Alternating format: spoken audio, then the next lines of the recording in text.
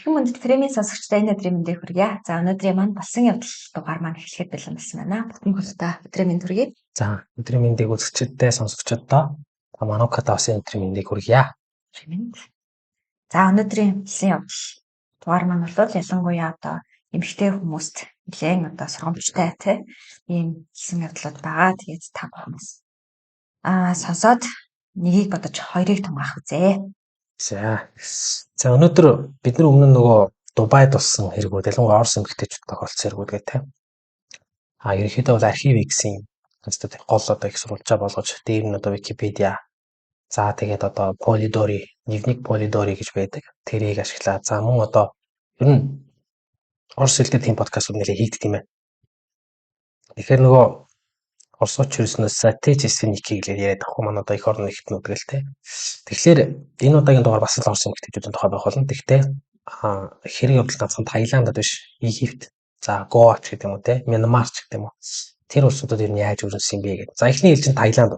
Хэрвээ та гадагшаа явах гэж байгаа бол таны заавал биелэх ёстой зүйл бол дата SIM. За миний туршлагаас харахад глобал дата SIM тун зүгээр санагдсан. Яагаад гэвэл шуурхай, түргэн, найдвартай, хамгийн гол нь 24 цагийн турш тасралтгүй тантай оператор холбогдох боломжтой. Ингээд free podcast-ын зүгээс глобал дата SIM-тэй хамтран ажиллах болсондоо таатай байна. Гадаадд зорчигчдын номер 1 сонголт глобал SIM. Тэгээд Таиландын хувьд бол аялал жуулчлал бол энэ улсын эдийн засгийн 6-аас 7% бүрдүүлдэг.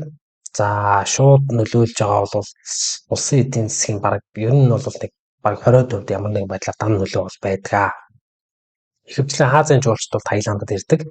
Таиландын түүхт газар байгалийн үзэсгэлэн соёлын үр зэргийг нэлээд сонирхож үздэг. Өмнөд нутгийн далайн айргийн амралтын газар дэлхийн өнцөг булган бүрээс ирсэн жуулчдыг бол татдаг. За Пхукет, Паттайя гэж байна те. Умард нутгийн бол илүү одоо адал явдал, агуу аялалч гэдэг юм уу те. Уулсын аялалч гэдэг юм уу одоо тийм аяллаад нас би. За Таиландд бас нэг хөгжөөд байгаа нэг аяллаа төрөл бол юу байдаг? Эмчилгээний аялал гэж байдаг. Зардлын хувьд бол хямдхан боломжийн. За тэгээд жилдээ нэг 2.5 сая орчим эмчлүүлэгч жуулчд бол ирдэг. За тэгээд дээрээс нөгөө нэг хүйс шилжүүлэн суулгах, гоо сайхны хагалгаа зэрэг бол энд бас бэлтэж байгаа тий. За мөн өмнө дэргийн дээр Паттайя зэрэг хотод бол илүү одоо нэг секс аялал жуулчлал хөгжсөн. Нийт эдийн засгийн 3 удаа тэнцэх хэмжээний том. За нийт жуулчдын мөнгө зарцуулалтын 10%-ийг бол секс туризмээс олж байна гэсэн ийм судалгааг бол 2025 онд гаргажээ. Өнөөдөр ер нь яг Орос эмэгтэйчүүдэд төвлөрч бид нэр ярина. За ер нь бол юу энэ дээр харагдаж байгаа өндөр цалинтай ажлын саналд итгээд амьдралаа илүү сайхнаар өөрчлөх гэсэн хүсэл нь энэ хүмүүсийг бол ийм байдалд оруулж байгаа. Тэр Таиланд болон Мянмарын хил дээр байдаг. Олонд бол лойрын төв гэдгээр алдарсан газруудад бол олон жилийн боолын хөдөлмөрт үйлчлэгт хэрхэн очсон талаар ярина. Тэгээ нэг эмэгтэйгээр ярилцлагаар тэр юу хэлж байгаа. Одоо Polidori-гийн подкаст ингэж эхэлж байгаа. Тэр Орос эмэгтэй байхгүй. Тэр хүнд байдлаас гараад амьд ирж чадсан. Тэр эмэгтэй ингэж ярьж байгаа. Би Мянмарт 1 жил 2 сар амьдэрсэн. Намайг хуурч хууль бусаар энэ улсад авчиж хүмүүсийг залилан мэхэлдэг нэгэн хачин нийгэмлэг оруулсан. За тэнд очисон бүсгүй бүрийг худалдаж авч зарж болдог эд зүйл мэт болгодог. Ямар нэгэн зөрчил гаргавал шийдэх нь 20 өрөөнд хорих, модоор зодох, цахилгаан цохондоо шок өгөх, мөн бэлгийн шинжтэй хүчирхийлэл үйлдэх нь энгийн үзэгдэл.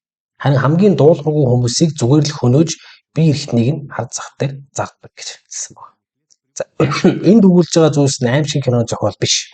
Харин өдөр бүр яг тэнд болж байгаа мянган эмэгтэйчүүд, боол эмэгтэйчүүд байдаг. Амьд үлдэхин төлөө тэмцэж байгаа бодит үлдэх. За хамгийн амжилттай нь юу гэхээр эл өөрийн бүхэл бүтэн хотууд тэнд байрладаг. Тэгээ бүс нутгийн эрх баригчид энэ хүн хаан яаж явагддаг, тэнд хичнээн олон гадаадын эмэгтэйчүүд байгаа. Тэр дундаа Оросын иргэд хоригдож буйг мөн энэ бүх аимшигаард хэн байгааг маш сайн мэддэг зөвс юм сүлжээ болоод тогтцсон дийлдэхгүй тийм. Яг л нөө Бразилийн Алтан хот гэдэг шиг. Тэвчүүд бас тийм билээ штэ нөө. Хаттай амиг өөрийдөө тоглоом одоо төлөв хүүхэн шуу хомтой цаг дандран ч бүр ингээд тоохоо болцсон тийм. Ялангуяа насны хүрээгүй хүмүүстэй Алтан хот гэдэг бүр кино байдаг. Тэр кинонд хүртэл одоо хүртэл эргэлзээтэй яг бодож өрсөллөөр авсан уу эсвэл ингээд хомж байсан уу гэдэг нь эргэлзээтэй тийм. Бразил гэхээр манайхаас арай хол сонсогддог юм. Таиланд гэхээр бидний их очдог газар штэ тийм. Тэгэхээр энэ дэтгэд бас тэр бас сонирхолтой байж магадгүй юм. За Таиландын эрх баригчид өнөө хүртэл өөрсдийнх нь хамар доор ширэнгэн ойд байрлсан эдгээр боолчлын хотуудыг бүр нүс тусдахаагүй гэж байгаа. За Орос бүсгүйчүүд бол сошиал сүлжээн дээр нийтлэгдэж байгаа тэр эргэлзээтэй ажлын заруудыг дагаад тэнд одоо боолчлолт ордог. За ер нь бол ингэж байгаа юм л да. Бас нэг эмгтэй ярьсан ба. Тэр газар бол хүмүүсийг зовдог. Тэндээс зутах ямар ч боломжгүй хар бараа орон зай байсан гэж дурссан ба. За зүүн өмнөд Азийн Лойрын паркууд руу чиглэсэн за Оросоос эхэлсэн хүний 8-ны замлыг мөрдөн харж за энэ тамаас мултрах боломж үнэхээр байдаг эсхийг хэдүүлээ өнөөдөр бас сонирхъя. 10 дугаар сарын дундуур Мянмар улсад Таиландаас хуурч мэхлэн авч яваад тэр скам төвүүд гэдэг одоо хуур мэхлэн төвүүд гэх нэртэй байгууламжууд ажиллуулж ирсэн Оросын холбооны улсын иргэдийн бүлгийг чөлөөлсөн тухай мэдээлэл гарсан байна. За энэ төвүүд нь болохоор төрөл бүрийн утсаар залилан үйлдэх ажиллагаанд нэлээд мэргэжсэн. Чөлөөлөгдсөн хүмүүсийн зарим нь одоо бичиг баримтгүй, ойр дотны хүмүүстэй холбоо барих ямар ч боломжгүйгээр олон сарын турш тусгаарлагдсан нөхцөл байдал байсан. За тэднийг бол хүч хэрэглэн гэж өдөржин сүрдүүлж одоо хогчтоос их мөнгө салгах зорилготойгоор лойр хийхийг албатан тулгадаг, мөн хоорондоо харилцааг нь хориглодог. Барьцаанд байсан хүмүүс зөвхөн тусамж бүссэн дохоо ямар нэгэн байдлаар дамжуулж чадсны дараа л аврагдсан байгаа. Аврагдсан хүмүүсээс сонсгоо. За Мянмар буюу Бирмч гэж ярьдаг те. Гэмт бүлэглэлүүдийн гарт бол одоо ч гэсэн хичнээн Орос эмэгтэй тэнд саадуулсан байгаа нь бол тодорхой биш байна. За энэ тоо бол хэдэн зугаар хэмжигдэх боломжтой гэж байгаа байхгүй. За асуудал бол зөвхөн Мянмарт хязгаарлагдахгүй Азийн бусад орнуудад ялангуяа зүүн өмнөд Азийн бусад орнууд ч ер нь өргөн тархсан юм сүлжээ гэдэг нь бол анзаардаг. Сүүлд бол энэ дээр хятад тоо бид бас ярина. За сүүлийн жилүүдэд интернет орчинд лавл нэг юмхтэй юм байна. Яагаад бид нар ингэж Орос төсвөө гэхлээр слав төвтэй юмхтэй гэдэг. Орос, Украин ч юм уу те одоо энэ зүүн Европын эмэгтэйчүүдийг бис одоо юм их тийм одоо их тийм тэндээ бол одоо манайхаар гоё их юм те их тийм шижир алтай байгаа байхгүй те. Тэгэхээр үн хүрдэг. За ингээд гадаадад ажиллах санал заруудын тоо бол ялангуяа ийм слав гаралтай бүсгүүчүүдийг ажиллуулах зарууд нэлээд явсан байна. За хамгийн төгөөмөл чиглэл ойлгомжтой. Арабын нэгдсэн Эмират улс бид нар өмнө дугаар хийжсэн. Өмнөд Солонгос, Хятад тодорхой, Камбож, Вьетнам, Таиланд, Мянмар гэсэн улс. Ихэвчлэн бүсгүүчүүдийг ямар ажиллаар өргөдөглөөр хостес гэж байгаа. Хостес гэж одоо үйлчлэгч юм байна. Тэгээ модель гэж байгаа. Зөөгч, асрагч, хүүхэд харагч гэдэг юм байна. Тийм ажлын байранд санал болгоод төвдөг. Ахта бод байдал дээр бол шууд ширээний хүүхэн ч юм уу те эсвэл залилангийн колл центруудад ажиллах явдал бол байдаг. Сүүлийнх нь бол 26 настай тэр Беларусь улсын иргэн Вера Кравцовагийн нас барсан хэрэг. Эндээс ерөөхдөө эхэлж байгаа. За Вера Кравцовагийн хувьд бол 1998 оны 12 дугаар сарын 31-нд Минск хотод төрсөн Беларусын нийслэл. За багаасаа бол хөгжим дуртай. Тэр нөө флейт гэдэг байгаа. Тэр нь монголоор бол нэг хөндлөн бишгүүр юм шиг байна. Бишгүүр гэж баг хэлж болох бах. Тийм хөгжим тоглодог. За ер нь олон хөгжмийн зүсгэрийг тоглодог. Тэгээд хоолой гоётой дуулдаг. Тийм үү. Тэгээд нөгөө Голос гэж шоу байт юм байна. Голос гэж хоолой гэсэн үг л те. Голос шоуны Беларусын хувьд оролцож Минскийн клубүүдэд тайзан дээр гарч байсан ч гэсэн нөгөө яг ингээд нэг юм орлого бол тогтвортой сайн биш байгаа. Тийм учраас амьдарчаагаа залгуулахын тулд зөөгч болон хоор хүргэлтийн хүрээд одоо ажил салбаруудад давхар ажилтдаг байсан. Тэгээд найз өхнүүд өөрийг нь нэлээд нээлттэй, шийдэмгий ийм хүн байсан гэж дурсаж ярьсан байдаг. Тэгээд Вера бол энгийнгийн бүл төрсөн, бага наснаасаа эхлэн өөрийн хөдөлмөрөөр мөнгө олох дагталтай болсон. Амьдралдаа өөрийн байр суурийг тасралтгүй ирж хайж дутаа ажиллаа олохыг бол мөрөөддөг гэсэн байна. Улмаар Минск хотоос Санкт Петербург руу Орос руу нүүрсэн байна. Ингээд 2018 оноос Вера одоо Азад өөр тохирох ажил хайх дээр аялдаа гарсан байна. Ингээд Вьетнам, Хятад, Индонез улсуудад амьдарч үзсэн. Тэгээд тэр дуулаачийн сургалт заахын зэрэгцээ орон нутгийн зугаа цэнгэлийн газар бааруудад бас дуучнаар ажиллаж тайзнаа гарч ирсэн байна. Ингээд Хятад Вера удаан хугацаанд хостес хийж ажилласан байна. За энэ бүсгүйн мөрөөдөл болохоор Хятадын Чэнду хотод өөрийн гэсэн баар нэг хятласан. Сычуан та. За ирээдүйд байгуулах тэр бизнесийнхаа төлөвлөгөөг наривчлан боловсруулаад санхүүгийн тооцоол хийгээд санаачлагаа одоо хөрөнгө ер нь ингээд санаагаа хөрөнгө оруулагчид танилцуулаад тэгээд Хятадаар ерөнхийдөө нэг хөрөнгө оруулагч хайж явсан байна. За тэгээд Верагийн ээлжид одоо ажлын зарнууд ингэсэн байгаа. Тэгээд мань хүн тэгж явж байгаад Таиландд модель ажилд авна гэсэн зар байсан байна. Тэгээд тэр тайлбар нэгсэн байгаа байхгүй. Видео студид царайлаг бүсгүүчүүдийг шалгаруулан авнаа гэсэн юм байсан ба. Тэгээд сарын цалин нь $5,000 гэж авсан байна. Цавын хуваар нь 5 ажиллаад 2 амрах. Тухтай оффист ажиллана гэж дурдсан байна. За энэ компанид ажил гойлогчдын замын зардлыг бүрэн даахаар амласан байна. Зар дээр нөхцөл байдал төгс мэт санагдсан тул Вера энэ саналыг шууд хүлээн зөвшөөрч аваад нислэгийн дараа очсон. Тэгээ нислэгийн дараа бол бүсгүй яасан байна л да. Нисэд буусныхаа Виктория гэдэг найз байгаа аудио мессеж явуулсан байна. Одоо voice live шиг. Тэгээд очсон газар нь Таиланд биш байна гэд ингээд энэ яг сүүлийнх марг мессеж байгаа байхгүй. Тэгээд яг тэн дээр ингэсэн байгаа. Бангкокт ирсэн. Би эндээ шууд өөр хот руу явах хэрэгтэй байсан. Гэтэл Бангкок 8 хоног гацсан. Дараа нь намайг машинаар өөр улс руу Мянмар руу авч явсан. Гол гатлаад дахиад 12 орчим цаг явсан. Уулууд өгсөж байдал буудалцаан эхэлсэн. Шууд утгаараа хоёр бүлгийн хооронд дайлтан болж исэн. Тиймээс тойроо замаар явхад хүрсэн. Ажлын байрандаа хүрэхэд 2 өдөр зарцуулсан. Өчигдөр анхны ажлын өдөр байлаа. Одоогоор би дасгаад явж гин гэсэн войсыг өгсөн ба. Вера тайзан дээр алхах амлсан загварын ажил биш, харин жинхэнэ там хүлээжсэн Вераг. Мянмар дахь тэр нэг хурам эхлэлтийн төвүүд дээр нэгэнд ажиллахаар болоод Вераг бол бусад олон зуун хөргөчтэй нэгэн адил болзооны сайтуудаар дамжуулаад одоо флирт гэдэг чинь юу л та сэтгэнэхтэй сэтгэнээд одоо ингэ юу гэдэг ирчүүдээс мөнгө заллах улмаар энэ мөнгийг бол өөртөө шилжүүлэхийг тулгаж ирсэн ба. За эхний хэдэн 7 хоног Вера бол төрөл садантайгаа холбоотой байсан гэж байна. Тэгээ нийгмийн сүлжээнд хамгийн сүүлийн нийтлэл нь 9 дугаар сарын 8-нд тавигдсан байна. Тэгээ үүнээс хойш бол сар 10 сарын ихэвчлэн 10 сарын 4-нд байхгүй. Вератай холбоотой сураг гинт тасарсан байна. За ингээд мессенжерийн дуудлага зурвас тариу өгөхөө болсон байгаа. Нийгмийн сүлжээ нөгөө олон нийтийн сүлжээнд ч орж ирэхээ болсон. Тэгээ удахгүй алга босхон гэр бүлийнхэн болов шууд аюун хүнд байдалтай байж хат нэг захидал ирсэн байна. За тэр захидал дээр юу гэж утсан бэ гэхээр Вераг суллыг гэвэл $500,000 барьцаа өгөө гэд. За ингээд нөгөө энэ бол нөгөө төгөөмөл ашигладаг арга шүү дээ. Эхлээд амархан мөнгө амлаж татан оруулж бариад дараа нь явуулахгүй барьж төрөл төрөстөөс нь их хэмжээний мөнгө нэгдэг. За ингээ ээж нь бол сандраад аргаа бараад Беларусь улсын гадаад хэргийн яамд хандсанаар Вераг эрен хайх ажиллагаа эхэлсэн байна. За ингээд удалгүй эцэг эхтэн Таиландаас нэг юм ирсэн байна. Беларусь улсын 27 настай иргэн Вера Кравцова Мянмар улсын Умпхлу гэдэг тосгонд ажиллаж байх хугацаанд зүрхний шигдээсээр нас барсан. Тэгээд барсан тогтоодлоо. Тэгээд ингэж байгаа. Цогцыг зохих журмын дагуу чандралсан гэж байгаа. За чандрална гэдэг маань ерөөдөө тэр зогц задлыг судлах хэмж боломжгүй болно гэсэн үг тийм үү. За энэ талаараас Британий хэвлэлүүд биччихсэн. Тэгээ нөө Британд бол ингэж ч тоххой Английн хэвлэлүүд бол энэ гэмт хэрэгтүүд бүр энэ нэмэгтэн өхлөөс ч ашиг болдог тий. Тэгээ нөө цогцыг хар зах дээр худалдаалдаг тухай тэр нийтлэл бол байгаа. Беларусь улсын элчин сайдын яам Таиландд болон Мянмарын цагдаагийн байгууллагатай хамтраад Вераг эрен сурвалжлах ажиллагааг үргэлжлүүлсэн гэсэн харамсалтай нь ерөөсөө маш эвгүй байдалтай ордог гэсэн тий. Таиландын цагдаагийн байгууллагын мэдээлэлд бол тулгуурлаж мэдээлснээр Вера Кравцовагийн цогц олдсон. Түүний үхэлд бол гадны хүч хэмнэлсэн шинжтэй байсан гэж байгаа. Цогц нь олдох үедээ. Талигаач Мянмар дахь хамгийн том скам буюу одоо хурам эхлэлтийн лагеруудын нэг болох тэр KK Park гэдэг. Тэнд үнэхээр ажиллаж байсан бол тогтоогдсон сүлд. Цагдаагийн тайлбараар бол Вера Янгон хотын нисэх буудлаар дамжин ухаан лагерт очоод тэгээд ямар нэгэн албадлагыг өөрийн хүсэлтээр хийсэн гэж одоо яг тэгж дүгнэлт гаргаж байгаа.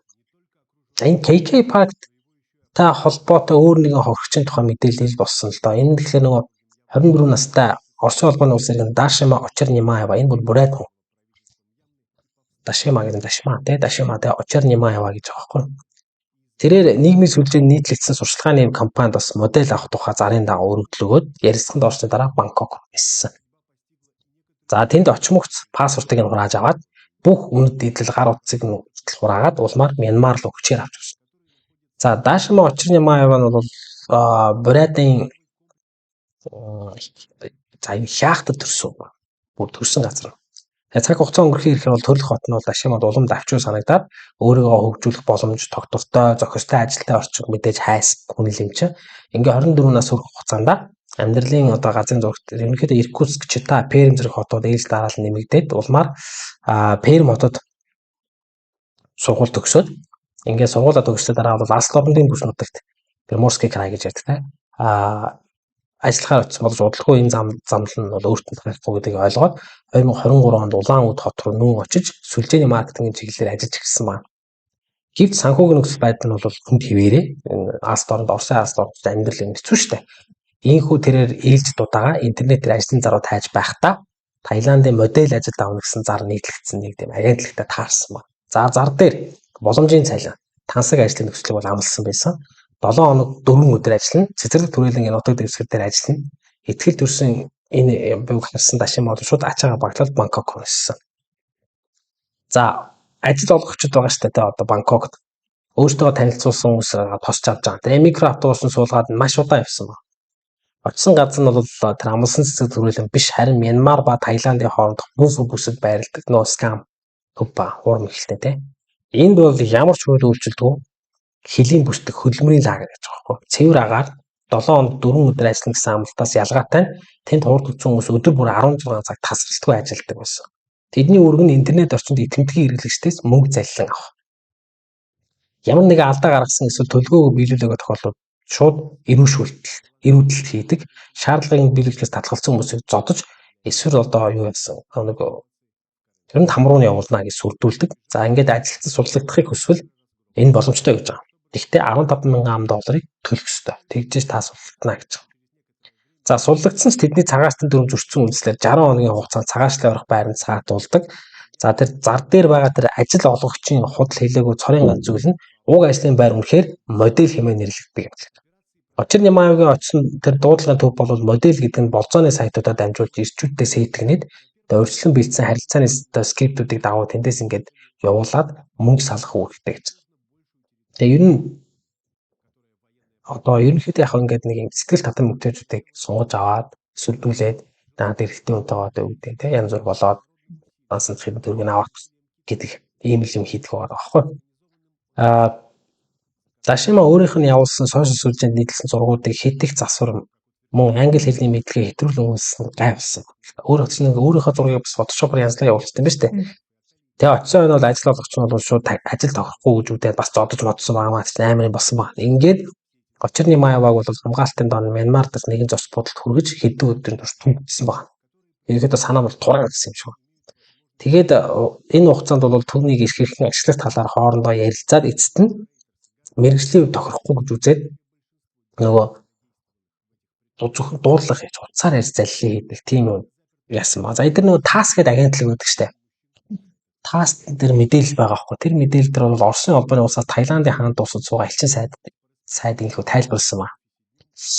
Мянмар улсад очсныхоо 2 дахь өдөр Дашима ээжтэйгээ уцаар холбогдож чадсан ба. Тэгээд тэрний дараа сууг алгасан. Өсвөн төрөл төрөсөд Оросын дипломат байгууллагатай холбоо тогтооход ийм төрлийн нөхцөл байдалд бол дипломат албанд аль хэдийн тогтсон одоо туршигдсан ажиллагааны хэсгийн байд юм байна л та. Тэр нь болохоор Оросын дипломатууд Бангкок дахь Мянмарын элчин сайдын яам болон Таиландын хааны цагдаагийн байгууллагатай нягт хамтран ажиллаад нэг зүйлийг онцлон тэмдэглэсэн нь бол гэсэн. Залилангийн дуудлагын төвүүд нь Мянмар улсын нутаг дэвсгэрт нийслэлээс аслагдсан бүсүүд байдаг учраас олоход хэцүү. Хэрэв Мянмарын талаас тухайн хүнийг шилжүүлэн авах боломжтой гэсэн тохиол ирвэл элчин сайдын яамны ажилд нэн даруй Таиланд Мянмарын хилийн бүс рүү явж баримт бичгийг бүрдүүлэлт хийгээд иргэнийг хүлээн авч Бангкокын нис хонгоцны буудалд хүргээд улмаар эх оронлоонд буцаах ажиллагааг зохион байгуулах гэж дипломат сэтгүүлч тайлбарласан байна. За энэ ажиллагааны үр дүнд бол Дашимаг суллаж чадсан байна.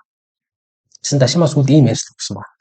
Надтай хамт Мянмарын нутаг дэвсгэрт хууль бусаар саатуулж байсан Оросын иргэнийг одоо хэд иргэн байгаа. Намайг аварсанд Оросын холбооны улсын гадаад иргэн яам чин сэтгэлээсээ талархал илэрхийлье гэж бүсгүүл мэдгдсэн байна. За ер нь яг уу ингээд боолчлгээд энэ зүйл нэг тийм хол сонсогдож магадгүй гэхдээ яг үүндээ бол эндээс юу харагдаж байлаа эмгтэй аялагч бол яг хамгаалаг дагуу гэдэг гэж байгаа. Тэ ингээд хуурамч заранд автаад ингээд очоод ингэн гэдэг бол биш юу. Тэгээ яг Мянмарын нутаг дэвсгэрт бий болсон боолчтой шинжтэй бүхэлд одоо хотууд байдаг гэж байгаа. Ойролцоогоор 100-аас 120 мянган хүн албан хөтөлбөл ажиллаж иж болзошгүй. Тэдний дийдийнх нь бол ихэнхдээ Вьетнам байд юм байна. Хөрх Индийг байд юм байна, Шри-Ланк байд юм байна. Гэхдээ Төв Азийн орнууд байдаг, Афганистаны орнууд бас байдаг юм. За Монголоос бол байдаг уу би яг ярьсангүй. Намайс одоо оруулалтын нөөсөс сонсогдоогүй байгаа. За ийм төрлийн одоо газрууд бол зохион байгуулагчдын ер нь бол амар хэлбэр аргаар мөнгө олох хүсэл тулгуурлаад тэр эмэгтэйчүүдийг өргөтөж барьж ирээд тэгээд энгийн мэд хараг өндөр цалинтай ажлын саналыг тавиад тэгээд шинэ одоо Таиландд модельч гэдэг юм уу эсвэл телевизийн маркетинг гэдэг юм уу да сард нэг 5-аас 6 мянган $ыг амладаг байна. Ихэвчлэн ажил ороход англи хэлний анхаар шатны мэдлэг хангалттай гэж судалчилдаг. Харин модель ажлын байранд хариу өгсөн хүмүүсээс гадаад төрхийн тодорхой шаардлага тавина. Ихэнх тохиолдолд Бангкок хүртэл нислэгийн зардалыг ажил олгогч өөрөө даасан. Ажил олгогч нь ажилтан болж тэ. За ийм тансаг нөхцөлд татагдсан хүмүүс бол Таиланд руу нисч ирээд автобусын суугаад офис руу буюу шинэ ажлын байр руу явдаг. Харамсалтай нь тэнд удахгүй өөрөөс очиж байгаагаа мэддэг. За ингээд завь мавь суулгаад нөгөө рүү гарах үед ч анзаардаг. Ингээд паспортын тийм нэг зарим маягаар ингээ гол гарсан паспортын хяналтанд ордог юм шүү дээ. Штамп даруулдаг гэсэн үг тийм. За тэгээд тэнд энийг эмгтэй ингэж ярьсан баг. Тэнд бүгд өөрсдийнх нь хүмүүс байдаг. Орж ирж буй гадаадын иргэд төдийгүй өөрсдийнх нь дотоод шилжилт хөдөлгөөнч огт бүртгэдэггүй гэж нэг хуульч бол орчуулагч тайлбарласан баг. За энэ байгууламжид байрладаг нутаг дэвсгэр нь Мянмарын хил орчмын буфер бүсэд оршдог. Энэ нутаг нь бол цэргийн бүлэглүүдийн нөлөөнд байдаг учраас бодит байдал дээр бол улсын төв засгийн газраас хяналтанд бараг оршдгоо. Энэ хүмүүсийг бол аврах ажиллагааг улам хөндрүүлдэг бас нэг юм зовлонтой юм болж байгаа юм л та. За энэ дээр гадаадаас ирж ажиллах иргэдийн хинч хуурч мэхлэхгүйгээр мэд хийсвэр ойлголтыг бүрддэг гэж байгаа. За ингээд бүх зүйлийг зөвхөн нарийн шийн зүйлсийн асуудал мэт харагддаг. Яг үнэ хэрэгтэй бол энэ одоо хуур мэхлэлтийн төвүүдийн телемаркетингийн салбарт бол ажилладаг хүмүүс ч гэсэн жирийн борлуулалтын ажлуудын адил утсаар харилцдаг. Бараа үйлчлэгээ санал болгодгүй харин хүмүүсээс мөнгө зайлж байгаа.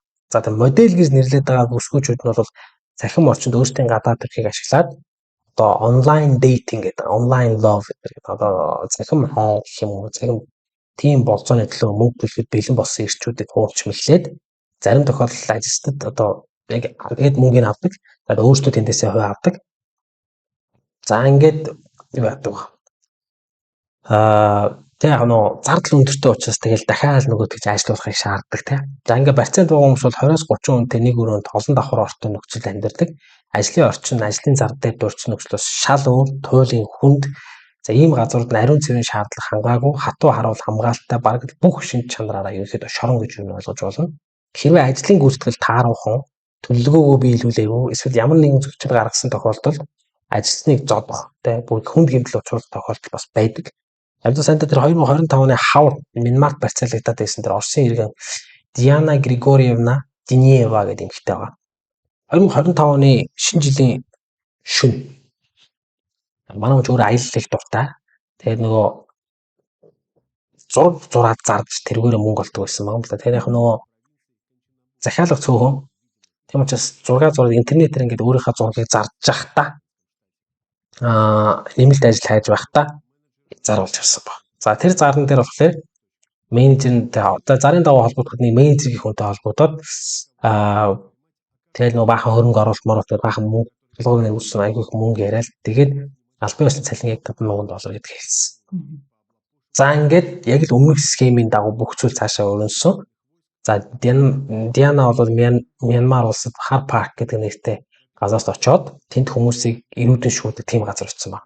Тэгээд сүүлд нь ярьсан баг. Дараа нь би энэ маш аюултай хүмүүсийг банк зоддог Хар паркуудын нэг байсныг би мэдсэн гэж. Гэхдээ сүүлд тэр Stast гэдэг сэтгүүлчтэй ярьсан байгаа байхгүй. Миний нүдэн дээр хятадууд хүмүүсийг компьютерийн утсаар зэрэглэгээр оруулж зодсон гэж ярьсан баг. Тэгээд Дианагийн байрч байсан тэр паркын дээр Паулин гэдэг нэртэй хамгийн алдартай гэж байгаа. Тэгээд KK-гээс ерөөсөө 2 минутын зайтай орчдөг. За ингээд ер нь бол тэнд ингээ хүмүүсийг ингээд нөгөө зодож ингээд одоо ингээд нөгөө тийм одоо бэлгийн тийм гаж өслүүд биш та одоо нөгөө зоддог ч юм уу те. Ерөөсөө тийм хэрэгцээг хангахад бол мөнгө төлж очиж байгаа гадаадын болонд одоо Мянмарын орон нутгийн одоо ирчүүд байт юм байна л да. Одоо жоохон садист гэх юм уу, зэрлэг гэх юм уу те. Одоо тэрний тэр мөнгөөр төлж одоо зодуулж золиос нь болгох тийм юмхтэй болсон байгаа байхгүй. Тэгээд шууд яадаг ба. За тэгээд жоохон ингээд өөдөөс нь хэдэрлэх ч юм уу тийм байх юм бол одоо багт нэг үлдсэн одоо ажил гэдэг юм яа те явуулдаг. За Паулинд очиод байдал бол маш хүнд. Тэгээд цаашаа бүр өөр юмуд байдаг. Тэгээд яг нөгөө эмнэлэг бас ажиллах юм байна тэнд нь. Тэрний Паулин гэдэг энэ газар чи яг нөгөө яргаллын юм газар учраас маш олон эмэгтэйчүүд амиа алдаг тохиолдол байгаа байхгүй. Тэгээд энэ дээр бас Ксения гэдэг орос эмэгтэй байна. За энэ Ксения болон Диана нарын ярьснаар бол амьд үлдсэн чадсан шалтгаан нь яг нэг юм эвийн олоод зодуулахгүй ч юм ингээд магадгүй тухайн эрхтэн өсний хийгээд ч юм ингээд тийм байснаараа амьд гарч чадсан байна. За гадаад төрхийг чухал шүү дээ нөгөө модель гэдэг нэрний дор те. За энэ call төвүүдэд бол дуудлагын тоо асар их учраас ер нь бол нөгөө бас үйлчлүүлэгчтэй хамаагүй зодохгүй байх шаардлага. Тэгэхээр зодоод ах юм бол тийш дараагийнхаа бүг ажилдаа явж чадахгүй шүү дээ те. За тийм учраас за тэгэхээр бас нэг зодуулахны хөдөлгөөний амар гэж байгаа хгүй. Тэгэхээр хэд өдөр ажиллахгүй байж болдог ч юм уу те. Тэгээд бас гимтэх юм бол нэлээд байдаг. За тэгэл одоо нөгөө эмнэлэг домлого эмчнэр бол зүгээр байнга эргэлж идэг. За тэр асуудалтай гэдэг байгаа. Тэр одоо өөдөөс нь хилам хийгээд байгаа жоохон зогтож мохтож оролдоод байгаа эмэгтэйчүүдийг бол шууд завинд суулгаад хил давуулаад тэгээд Таиландын нутаг дэвсгэр дээр байгаад тэгээд одоо ерөнхийдөө бол цагааттай орхон маань ингээд явуулаад тэгээд л одоо ер нь бол зулдаг тий. Зарим барьцаанд орсон хүмүүс бол интернетээс суугаад дамжуулж хүний эрхийн байгууллагатай холбогдож чаддаг. Учир нь интернетийн хэрэглээг бол бүрэн хаадаггүй. Гэвч байршлаа мэдээлэх боломж бол байдаггүй. Шалтгаан зэвсгэлсэн харуулын байнгын хяналтанд ор мөн Мянмарын нутаг дэвсгэр дээр ийм төрлийн боолон төвөд асар олон байдаг. За хохирчдыг олж тогтоох суллах ажиллагаа хэдэн сараар үргэлжлэх юм байдаг. За ингэж байгаа нөгөө нэг хуульч хүний ярьслага байгаа хөө тэн дээр ингэж байгаа. Бид хүмүүсийн яг хаана байгааг тогтоохыг оролдож мэдээллийг Мянмарын гадаад хэргийн яамд дамжуулдаг.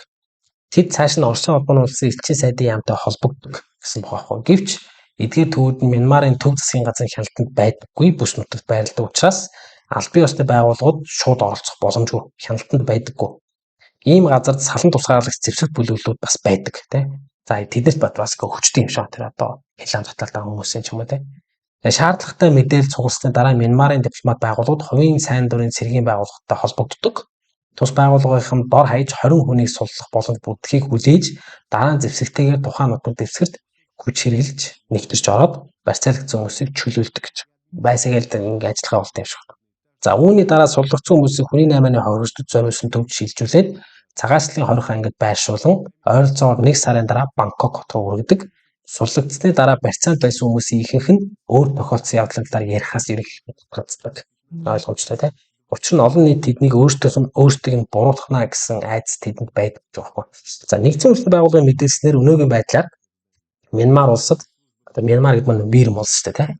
Ойролцоогоор 120 мянган хүн. Камбожид 100 мянган хүн хулгайлагдсан барьцаалагдсан байна. Яг иймэрхүү байдалтай. Харин зохион байгуулалтыг гинт хэрэгтэй тэмцэх олон улсын төвийн одоо тэрийн бус байгуулах гэж байдаг юм байна. Тэр мэдээлж байгаа бол Зүүн Азийн залилангийн төвүүд нийтдээ 375 мянга орчим хүн ямар нэгэн байдлаар боолын хөдөлмөр эрхэлж байгаа гэж. Тэнд нь алтан гурвалжин гэдэг ойлголт байдаг шүү дээ. Хятадын мафийн ноён байдаг те. Мянмар, Хятад, Лаос.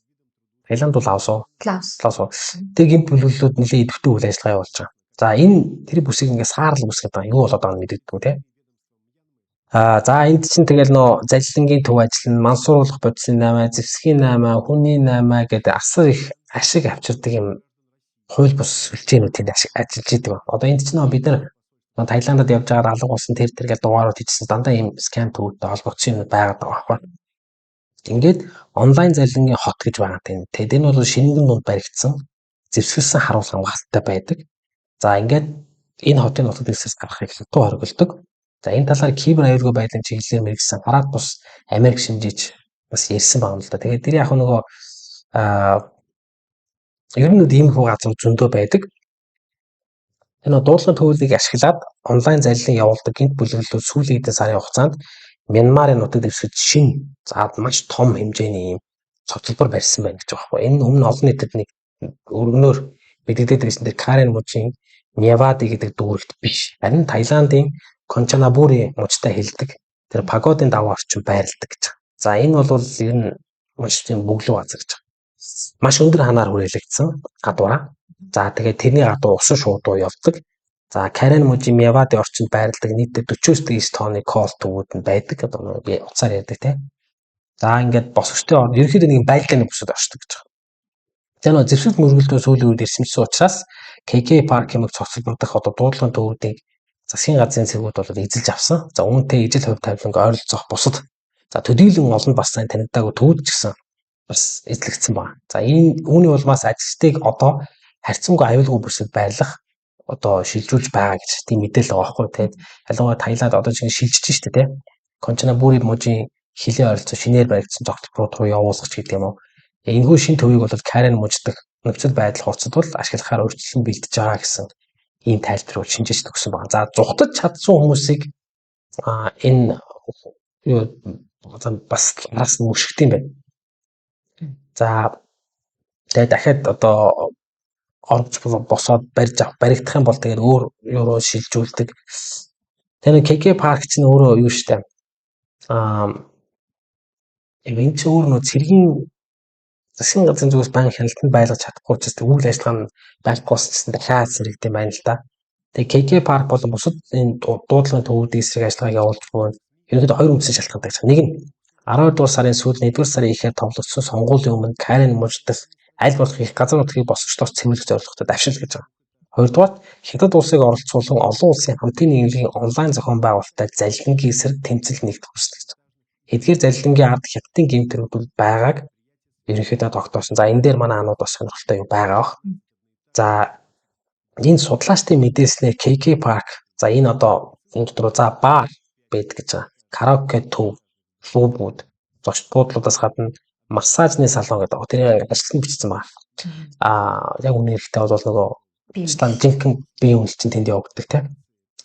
За энэ бүх байгууламжид нь одоо энэ төвүүдийн менежерүүд, хамгаалтын ажилтнууд мөн одоо эзэдтэй ашиг авчирч олсон мөнгө лагерын доторх ийм төрлийн газруудад зарцуулах боломжтой ажилчин болоод үйлчлдэг. За энэ дээр Reuters агентлагийн судалгаа хийдэг. За мөн Guardian гэдэг Английн сонин байдаг шүү дээ.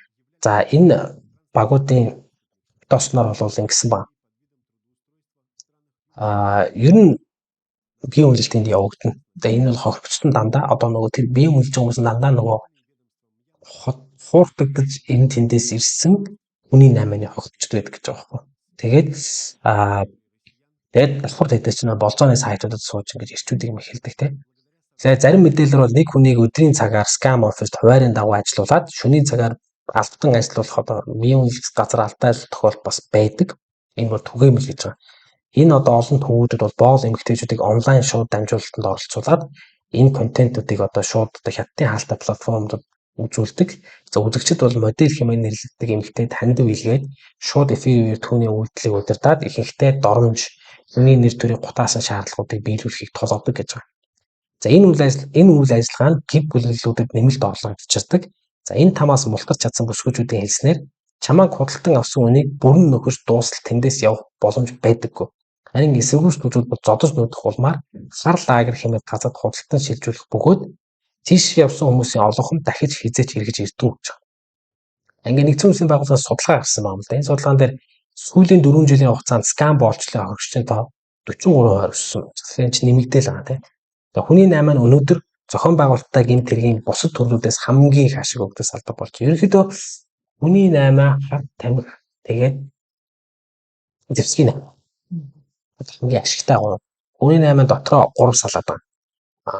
Нэг нь идэрхтний 8, нөгөөх нь одоо мөлчлөг би одоо хөдөлмөрийн мөлчлөг те одоо уурхай муухай юм хим үйлдэл тавьчихсан байж тээ.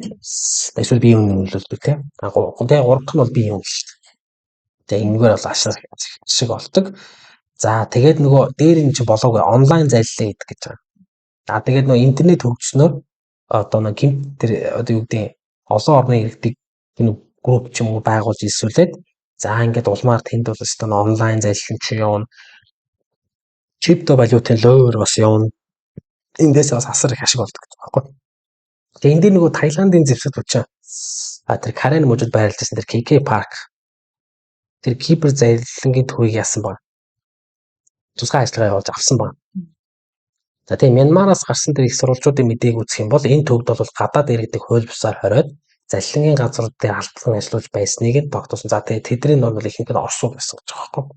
За энэ ажиллагаа нь бол босгочдын хүчтэй ширүүн мөргөлдөөн бодтойгоос тусгараад нийтдээ 6 томоохон 52 жижиг хэмжээний зэвсэг мөргөлдөөн гаргасан. Нөгөөд нь эсэргүүцэж үздэг тийм. Энэ явцад бол 10 босгочдыг устгаж 16 нэгд зэвсэг сум хэрэгэл хураан авсан талаар бол Мянмар мэдээсэн. Тэр нөгөө Starlink гэдэг хиймэл дагуулын терминал байдаг шүү дээ. Тэгээд тиймэрхүү тийм тоо төхөөрөмжөөс нэлээд илүүсэн ба. За засгийн газрын цэргүүд олныг цочроош тэр KK Park-ын нутаг дэвсгэрт очиж үслэг хийх үед юу илрүүлсэн бэ гэхээр чөлөөлөгдсөн бүсэд хийсэн шалгалтаар гэмт хэргийн сүлжээ асар өргөн цараар дэд бүтцтэй байсныг баримтаар тогтоосон байна. За гадаадын хэллүүдийн мэдээлж байгаагаар бол энэ цогцлбор нь албан ёсоор бүртгэлгүй 260-аас дээш барилга байгууламж байсан гэж байгаа. За баг хотчиг юм байгаа хгүй. Энэ цогцлборт орон сууц болон захиргааны зориулалттай барилга байгууламжууд байрлаж исэн. За 10 давхар нь те 12 давхар гэх юм ингээд 10 давхар нэг байшин. Тэгээд 2 давхар байшин биш 1 давхар байшин 10, 2 давхар байшин 100, 3 давхар байшин 24, мөн 5 давхар байшин 2 хэвчээсэн гэж. За худалдаа үйлчлэгийн зориулт объектууд ч байсан. Бүр 21 давхар нэг давхар бүр 21 бүр ингээд байшингууд бол аюул их байсан гэж. За эрүүл мэндийн байгууллагад ч гэсэн энэ багтчихсан. Одоо эмнэлэг төвлөрч хэмждэг юм байна. Ингээд юу яасан баг. За KK паркийг байгуулахад бол зэвсэг бүлэглүүдийн удирдагчид бас оролцсон ийм тал бол байгаа даа. За ингээд энд хоригдож байсан ойролцоогоор 2500 хүнийг сулсан тухай аль биесний мэдээ гарсан. Тэгээ тайланд бол дурдсанаар энэ хүмүүсийн суллагдсан хүмүүсийн донд ийм байна гэсэн. 2500 дотор 1645 эрэгтэй ажилтнаа. 455 эмэгтэй мөн 200 орчим хамгаалагч байсан гэж. Тэдний ихэнх нь бол зүүн өмнөд Азийн орнуудад ажиллаж уушлах гэсэн нэрийн дор хүмүүсийг одоо ирсэн тийм одоо олчид байгаа байхгүй. Одоогор бол одоо ч гэсэн ингэ шалгалтын ажил бол үргэлжилж байгаа. За Мянмартай холбогдох байгууллагууд одоо KK гэдэг байгаа тийм. Хин болох ямар нөхцөлөөр тэнд байсныг тогтоох шалгалт бол үргэлжилж байгаа. За энэ Орос Бангкокт байрлаж байгаа Оросын элчин сайдын яам. За мөн Мянмарын хуулийн сахиулах байгууллагын хамтарсан ажиллагаа бол Оросын сурлагдсан иргэдээс бас ярилцлага авсан байна. За ер нь бол хил дамнасан зохион байгуулалтыг энэ төрөлтэй тэмцэх өргөн хэмжээний кампанид ажил хийх ёстой юм байна гэдэг юм гарсан байгаа байхгүй. Тэгээд тодорхойлбол 2021 оны Мянмарч зэрэг ирэлт болж байгаа шүү дээ. Тэгээд төв засгийн газар хэд хэдэн бүсийг хяналтаас алдсан. За яг тэр газарт бол угсаатны зэвсэг бүлэглүүд засаглалыг гартаа авсан.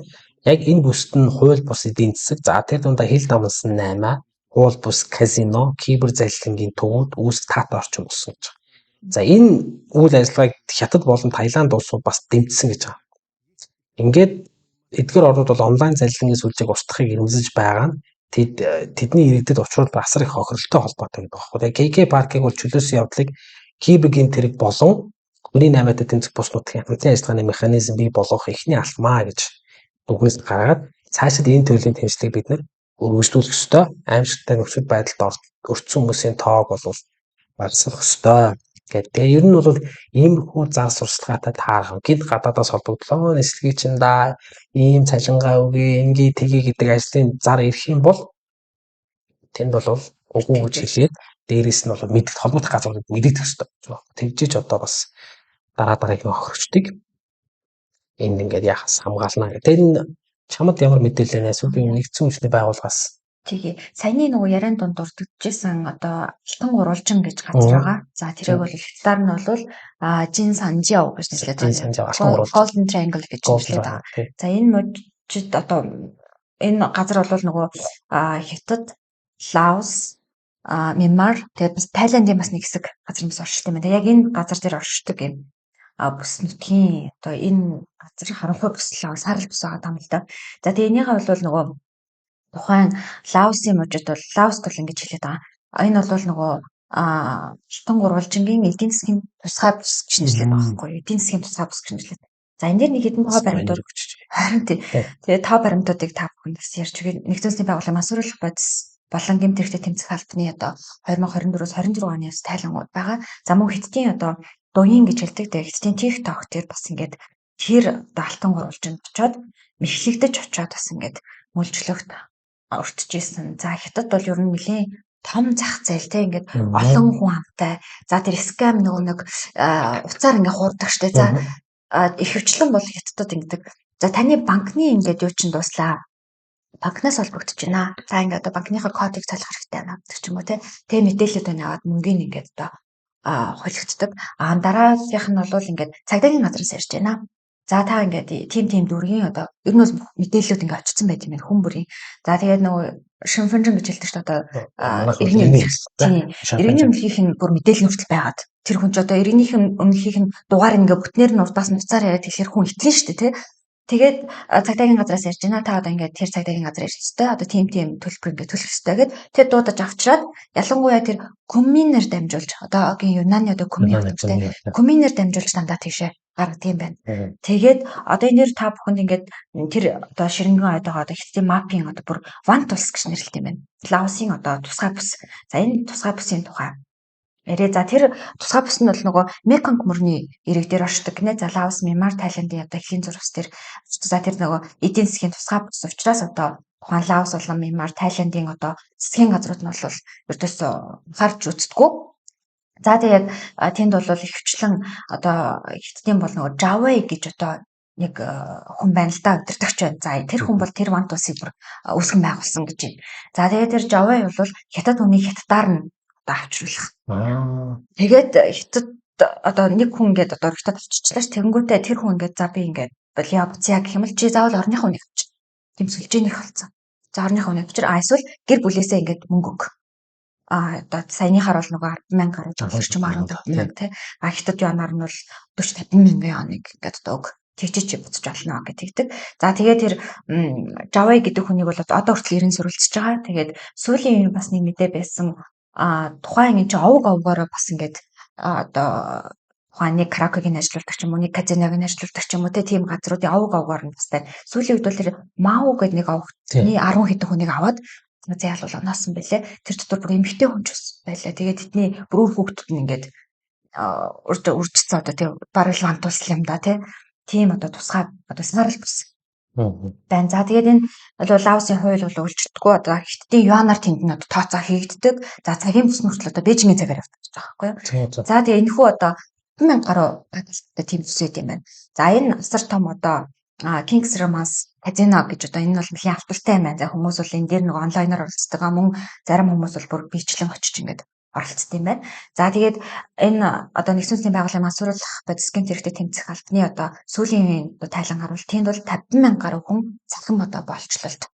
Зөвхөн одоо захин болчлолын хийж байгаа гэсэн чинь хүмүүс одоо скам буцаар ярьдаг тийм энийг хийж байгаа гэсэн. Түүнээс өөр одоо мүлжлэгт байгаа хүмүүс нь ч нэм байгаа бол тоон бол тодорхойгүй байна. За энд бол ихэнх хувь нь бол хятад хүмүүс эзэлж байна. За төрлөх хэрэгтэй нөгөө ангуучилж байгаа нэгт хүмүүс одоо хэрхэн өрхөнд нь бол ордоггүй гэх юм бол одоо манай монголчууд ч гэсэн струу маш ихээр аялалд явдаг шүү дээ. Тийм учраас энэ талаар бас нэлээд сайн ойлголттой байх хэрэгтэй болов уу гэж бодож байна. За олон улсын хэвлэлүүдийн одоо мөрдөн шалгалтаар бол эдгээр скам төвүүдийн хамгийн гол одоо хөрөгч нь бол эцсийн их газрын иргэд байдаг. Тийм даалгаврын. За тэгээ ихтийн одоо улсын болботоодын одоо эдийн засгийн удаашрал тэгээ залуучуудын нөгөө ажилгүйд л ер нь одоо нэлээд их болсон маш татдаг. За тэгээд эдгээр одоо хүчин зүйл нь бол энэ мафийнхны одоо овчин хэсэглэх нэг хэсэг байна. За энэ бол WeChat, Douyin, TikTok зэрэг одоо Лаосын одоо чөлөөт бусад хятад хэлтэй хэрэглэгчийн үйлчилгээний ажилтан одоо өндөр зэрэглэлийн зочид худлын менежер гэх мэт одоо ажилд авнаа. За тэгээ сарын цалин бол 15,000-аас 30,000 оны цалинтай. За энэ бол 2,000-аас 3,000 долларын одоо цалинтай. Гэсэн одоо зарыг бол одоо байнга тараадаг. Тэгээ зарим хүмүүс бол итгэдэг тий. Ихэнх нь ер нь ингээд энэ заруудаар ингээд очдөг байхан. За нэгдсэн үндэсний байгууллагын судалгаагаар бол сүүлийн 2 жилийн хугацаанд тус одоо бүсрүүл бол хятадын Юнан мужийн одоо хилээр хууль бусаар болон Тайландаар дамжин нэвтэрсэн иргэдийн тоо бүр 35% өссөн байна. Юнан ч яг юу гэдэг хэл залахгүй шүү дээ тий. Тайландтай биеэмтэй ч байна. Тайландтай ч байна. Биеэмтэй хэл залах. Мямарын биеэмтэй тий мямартай залгадаг. За тэгээ бүр 35% өссөн байна. Сүүлийн 2 жилийн хугацаанд. За тэднийг нь одоо тэдгээр одоо хуурж авчиж байгаа хүмүүсийг очингууд нэг паспортыг хургаад авчдаг. За тэгээд тэр одоо алтан гурвалжин гэдэг хэсэг рүүгээ ууланд байдаг. За тэгээд нөгөө сая дурдчихсан офистой очдог. За тэгээд эхний ээлжинд нь бол ингээд сургадаг гэж амаа мөлий одоо дуулууртаа болох гэл нь одоо өсөгдөг цоцдог хэм юм болоод байгаа. За тэгээд энэ лөөрийн систем нь бүр ингээ юм нэртэй. За хятадаар нь бол нөгөө шаажу фан гэж хэлээд байгаа. Гахайг бордож төхөөрөх гэсэн систем. Энэ бүр ингээ нэртэй. За эхэндээ одоо ингээ нөгөө тийм өсөж жоод тийм байна. Гахайг алаад бордож байгаа одоо төхөөрнө гэсэн үг тийм. Тэгээ эхлээд өсөж байгаа. Тэгээ дараа нь хоол хүнс өгөө. За чи ингээ тохиролцоо идэг бахан.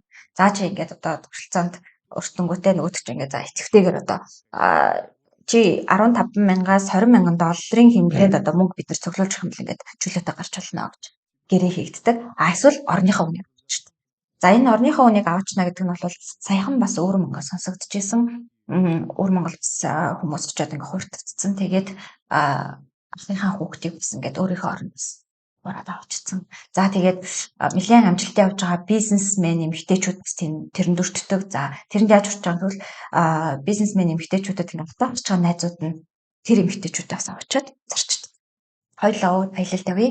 Тэгээ ингээ гэж явж байгаа л тэгээд тэр хүмүүстэй ингээд зарчдаг. За тэрэнгүүрээ бас ингээд бизнес хийдэг хүмүүс үстэй. Ийм байна. За нэгэн хохирогч залуугийн нөгөө яриа байна л да. За тэнд бол нийтдээ бол нэг 15 цаг ажилладаг гэж өдөрт. За тэгээд дор хаяж тэнд бол хятадын 200 гаруй иргэнтэй хуурамч хаягаар холбогдож одоо төлөвлөгөөгөө толгодог. За тэгээд хиттийн тэр дугийн TikTok-ийн одоо мэдээлэлүүд ингээд сонсоо явж байхад бүр ингээд бодит ингээд уцаар ярьж байгаа бичлэгүүд байгаа байхгүй. За тэгээд нэг цагдаа хүүхэн таалбогдсон байгаа. За сайн уу гэл ингээд ярьж цагдаа байна. мэдгүй байх Мэдгүй байгаа тий. тий. Тэнгүүдээ ингээд нөөд ч хуураад байгаа юм ингээд юу асаа ээж чинь ингээд эмхийн юмны төлбөргээ хурлаа яриад байгаа байхгүй ингээд гинт гарч ирсэн ингээд гэсэн чинь нөгөө цагдаа хүмүүсүүд мэдж байгаа байхгүй. За тэгээ урдаас нь ингээд ярьж байгаа. За чи яасан хаана байгаа айлтж байгаа чи хаана байгаа мэдж байгаа юу гэсэн чинь сүүл рүүгээ нөгөө чинь зөөлрөөд ингээд би хаана байгаа мэдгүй байна. Би ингээд юунанд төрсөн тэгээд эхлээс Сычуан төрсөн тийм хүн байсан. Тэгээд коммент очиод ажиллаар очиж байгаа. Тэгээд энд ингээд хурагдаад хүрээд ирсэн. Гэхдээ яг одоо би өөрийгөө хаана байгаа мэдгүй байна гэж. Чи цонхоор хараад ингээд юм одоо ямар хуу орчин тойрон байна гэж. Ер нь бол одоо байна. Тэгээд ингээд цагаан ингээд барилгууд байдаг. Бид нар ингээд 3 давхартай хоол иддэг. Тэгээд шөнө унтахтаа бол доошоо нөгөө газрын доошоо ингээд юу байгаа. Бидний унтдаг одоо хэсэг байгаа. Тэгээд унтдаг хэсэг дээр бол та нар тий ор мортой юу гэх юм хор байхгүй зөвхөн ингээд гуц кордон заасан дээр унтдаг. Ер нь би халуун бүс. Тэгээд ингээд маш олон хүмүүс байдаг. Бичлэн одоо тэнд бол ингээд халуунаасаа болоод ингээд гар гүдэд бас хүмүүс хүүхдгээ шөндөө бараг 2 3 хүүхдгээ гэдэг тэгээ уцаар ярьж байгаа бичлэг байсан. Тэгээд хиттийн одоо Лаост байдаг консулын газраас одоо мэдээлснээр бол энэ бүсээс бол сар бүр одоо олон зуун хятад иргэн гэр бүл рүүгээ уцаар ярьдаг. За 100,000-аас 200,000 яоны одоо хугацааны мөнгө явуулахыг бол гэр бүл рүүгээ хэлээд за тэгээ мемарын хар лагер руу одоо намайг явуулах гээд байна. Тийм учраас ингээд энэ 14,28 долларыг ингээд над руу явуулаач гэгээд зөндөө олон хүмүүс ингээд холбогддог гэсэн байна. За тэгээ сүүлийн үед 2023 онд нэг бас кино гарсан. Яг бодож энэ одоо байдлыг гаргасан киногоо No More Bets гэдэг дахиж нэг ч удаа мөрөөцөхгүй гэсэн нэртэй кино. За хятадаар нь бол Гужри Ижир гэдэг нэртэй. За энэ киног бол яг тэр бодит нөхцөл байдлын ингээд авсан тийм кино юм билээ. За энэ бол нөгөө кибер болчлын одоо ганцхан одоо кибер болчлын гаргасан байхгүй энэ киногоор түүнээс нөгөө одоо бэлгийн болчлыг энэ нь бол гаргаагүй. За тэгээд энэ киног хийгдэж явж байгаа үед бол тухайн зохиолч одоо киноны зохиолч Шинаур бол маш олон хүмүүс зарсан байхгүй. За наа киногоо битгий гаргах юм бол одоо чиний үр хөвгттэй ер нь л хэцүү дээ шүү. Тэгээд бүр гол дүрийн эмэгтэй жүжигчд рүү бас ирсэн байгаа байхгүй ингээд баян дарамтлагдаг. Бүр гэрийн хаягийг хүртэл мэддэг. Тэгээд өдөр гараад тэр нөгөө хоол идэхээр гарч исэн хүртэл зургийн хүртэл дагаад явж байгаа байхгүй юу. Тэгээд энэ кино зураг авч явахдаа бол нэлийн хуурамч одоо тийм хэсэг үсгээд бол авч байгаа шүү дээ. Тэгээд тэр хэсэгт зөндөө олон хүмүүс тэр мафийн хүмүүс очсон бас эргэлдээд байдаг гэсэн гээд. Тэгээд тэгтээ бол нөгөө хиттийн засгийн газрын одоо дэмжлэгтэйгээр энэ кино бол гаргасан. За энэ нь бол нөгөө ловер хийж буй одоо боолууд ч хятад хүмүүс, хохирч буй одоо хүмүүс нь ч хятад хүмүүс шүү гэдгийг одоо мессежийг нийгэмд өгөхийн тулд за энэ киног бол гаргасан байна. За тэгээд энэ кино бол нөгөө асар том дуйлан тариад за хиттийн иргэдийг бол нөгөө Лаос, Мьянмар, Тайланд руу аялах одоо урсгалыг нэрс бууруулсан. За тийм учраас одоо Лаос болон Мьянмарын аялал жуулчлалын яамнаас бол энэ кино манай улсын нэр хүндийг унгаж байна хэмээн одоо бүр ил тод ингээд гадаад харилцааныхын яамтай аялал жуулчлалын яамнууд нь бас ингээд илт хэлжсэн байна. За тэгээд мөнгө урслаа алдахгүй. Тийм мөнгө урслаа алдахгүй л гэж те. За хамгийн сүүлийн үеийн тоо баримтуудыг бас та бүхэн дуртай. За хиттийн нийгмийг одоо аюулаас хамгаалах яам гэж байдаг. За Лаосын цагдаагийн газар хамтран одоо 2024-өөс 25 оны онуудад одоо хэд хэдэн удаагийн нөгөө рейд хийж одоо шилжилт явуулсан маа шүү дээ. За Лаосын бүсээс бол одоо 3,000 гаруй хятад тэрэг нэг одоо албатан гаргасан. За тэгээ хятад руу буцаасан. Гэвч одоо Жаве тэргүүтээ одоо энэ бүлэглэлийн одоо Африк болон ойролт орнууд руу Төв Азийн одоо орнуудаас англи орос хэлтэй шинэ хөдөлмөрийн хүчийг ихээр татаж эхэлсэн байна. За эцэст нь ингээд одоо хянаад ирэнгүүт өөр тийшээ одоо замаа өрчилж штэ тий. За өнөөдрийн байдлаар бол тусгай бусад бол захин болчлолд автаж буюу одоо хууль бусаар саатуулагдсан нийт иргэдийн тоо бол иргэдийн тоош 55,000 орчим одоо хүрээд байгаа. За хамгийн аимшигтай эдгээр одоо скам одоо хотуудад бол хоригдож байгаа хүмүүсийн 60% хятад хүмүүс эзэлдэг. 60% нь хятад хүмүүс байдаг. За түүнчлээ одоо хятадын мафийн одоо хяналтанд байдаг эдгээр зарилангийн сүлжээ нь бол зөвхөн хятадын их газрын иргэдийг захин орчинд ангуучилж тэдэнд одоо жил дунджаар 3.5 тэрбум $. Ашиг өгдөг баг. Ийм шигтэй одоо санхүүгийн одоо бизнес одоо хийдэг тэгээд ийм мафийн бүлэглэл. За энэ нөгөө талаараа бол хятадын энгийн иргэдийг одоо хохироож байгаа гэсэн. За энэ ширэнгээ дундах одоо энэхүү захим там нь бол орчин үеийн технологи, криптовалютын гүйлгээ болон хэмэл дагуулын интернетээр зэвсгэлсэн тул улс дамжсан хууль сахиулагчдын одоо хувьд бол тэмцэхэд хамгийн хүнд харцыг. сая ярьжсэн нөгөө Starlink байгаа шүү дээ. Тэр хөрөмжөөр одоо ингээд нөгөө crypto valuta болон мөнгө аваадаг. За ийм мэдээлэл байна.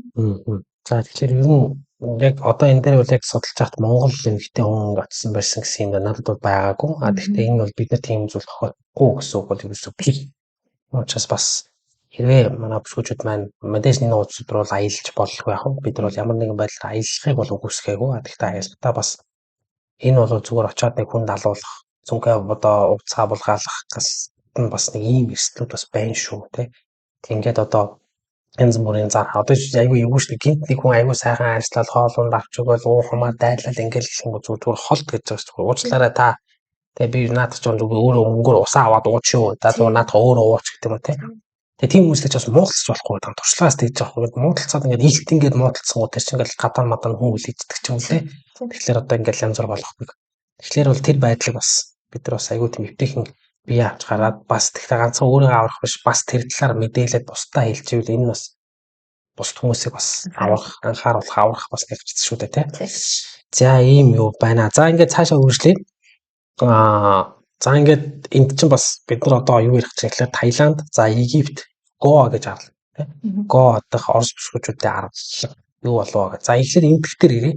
За Гоа гэж Canva, Gemini, Google View болон бусад олон төрлийн хэмэл оюуны премиум эрхүүдийг хамгийн хэм дүнээр авахыг хүсэж байна уу?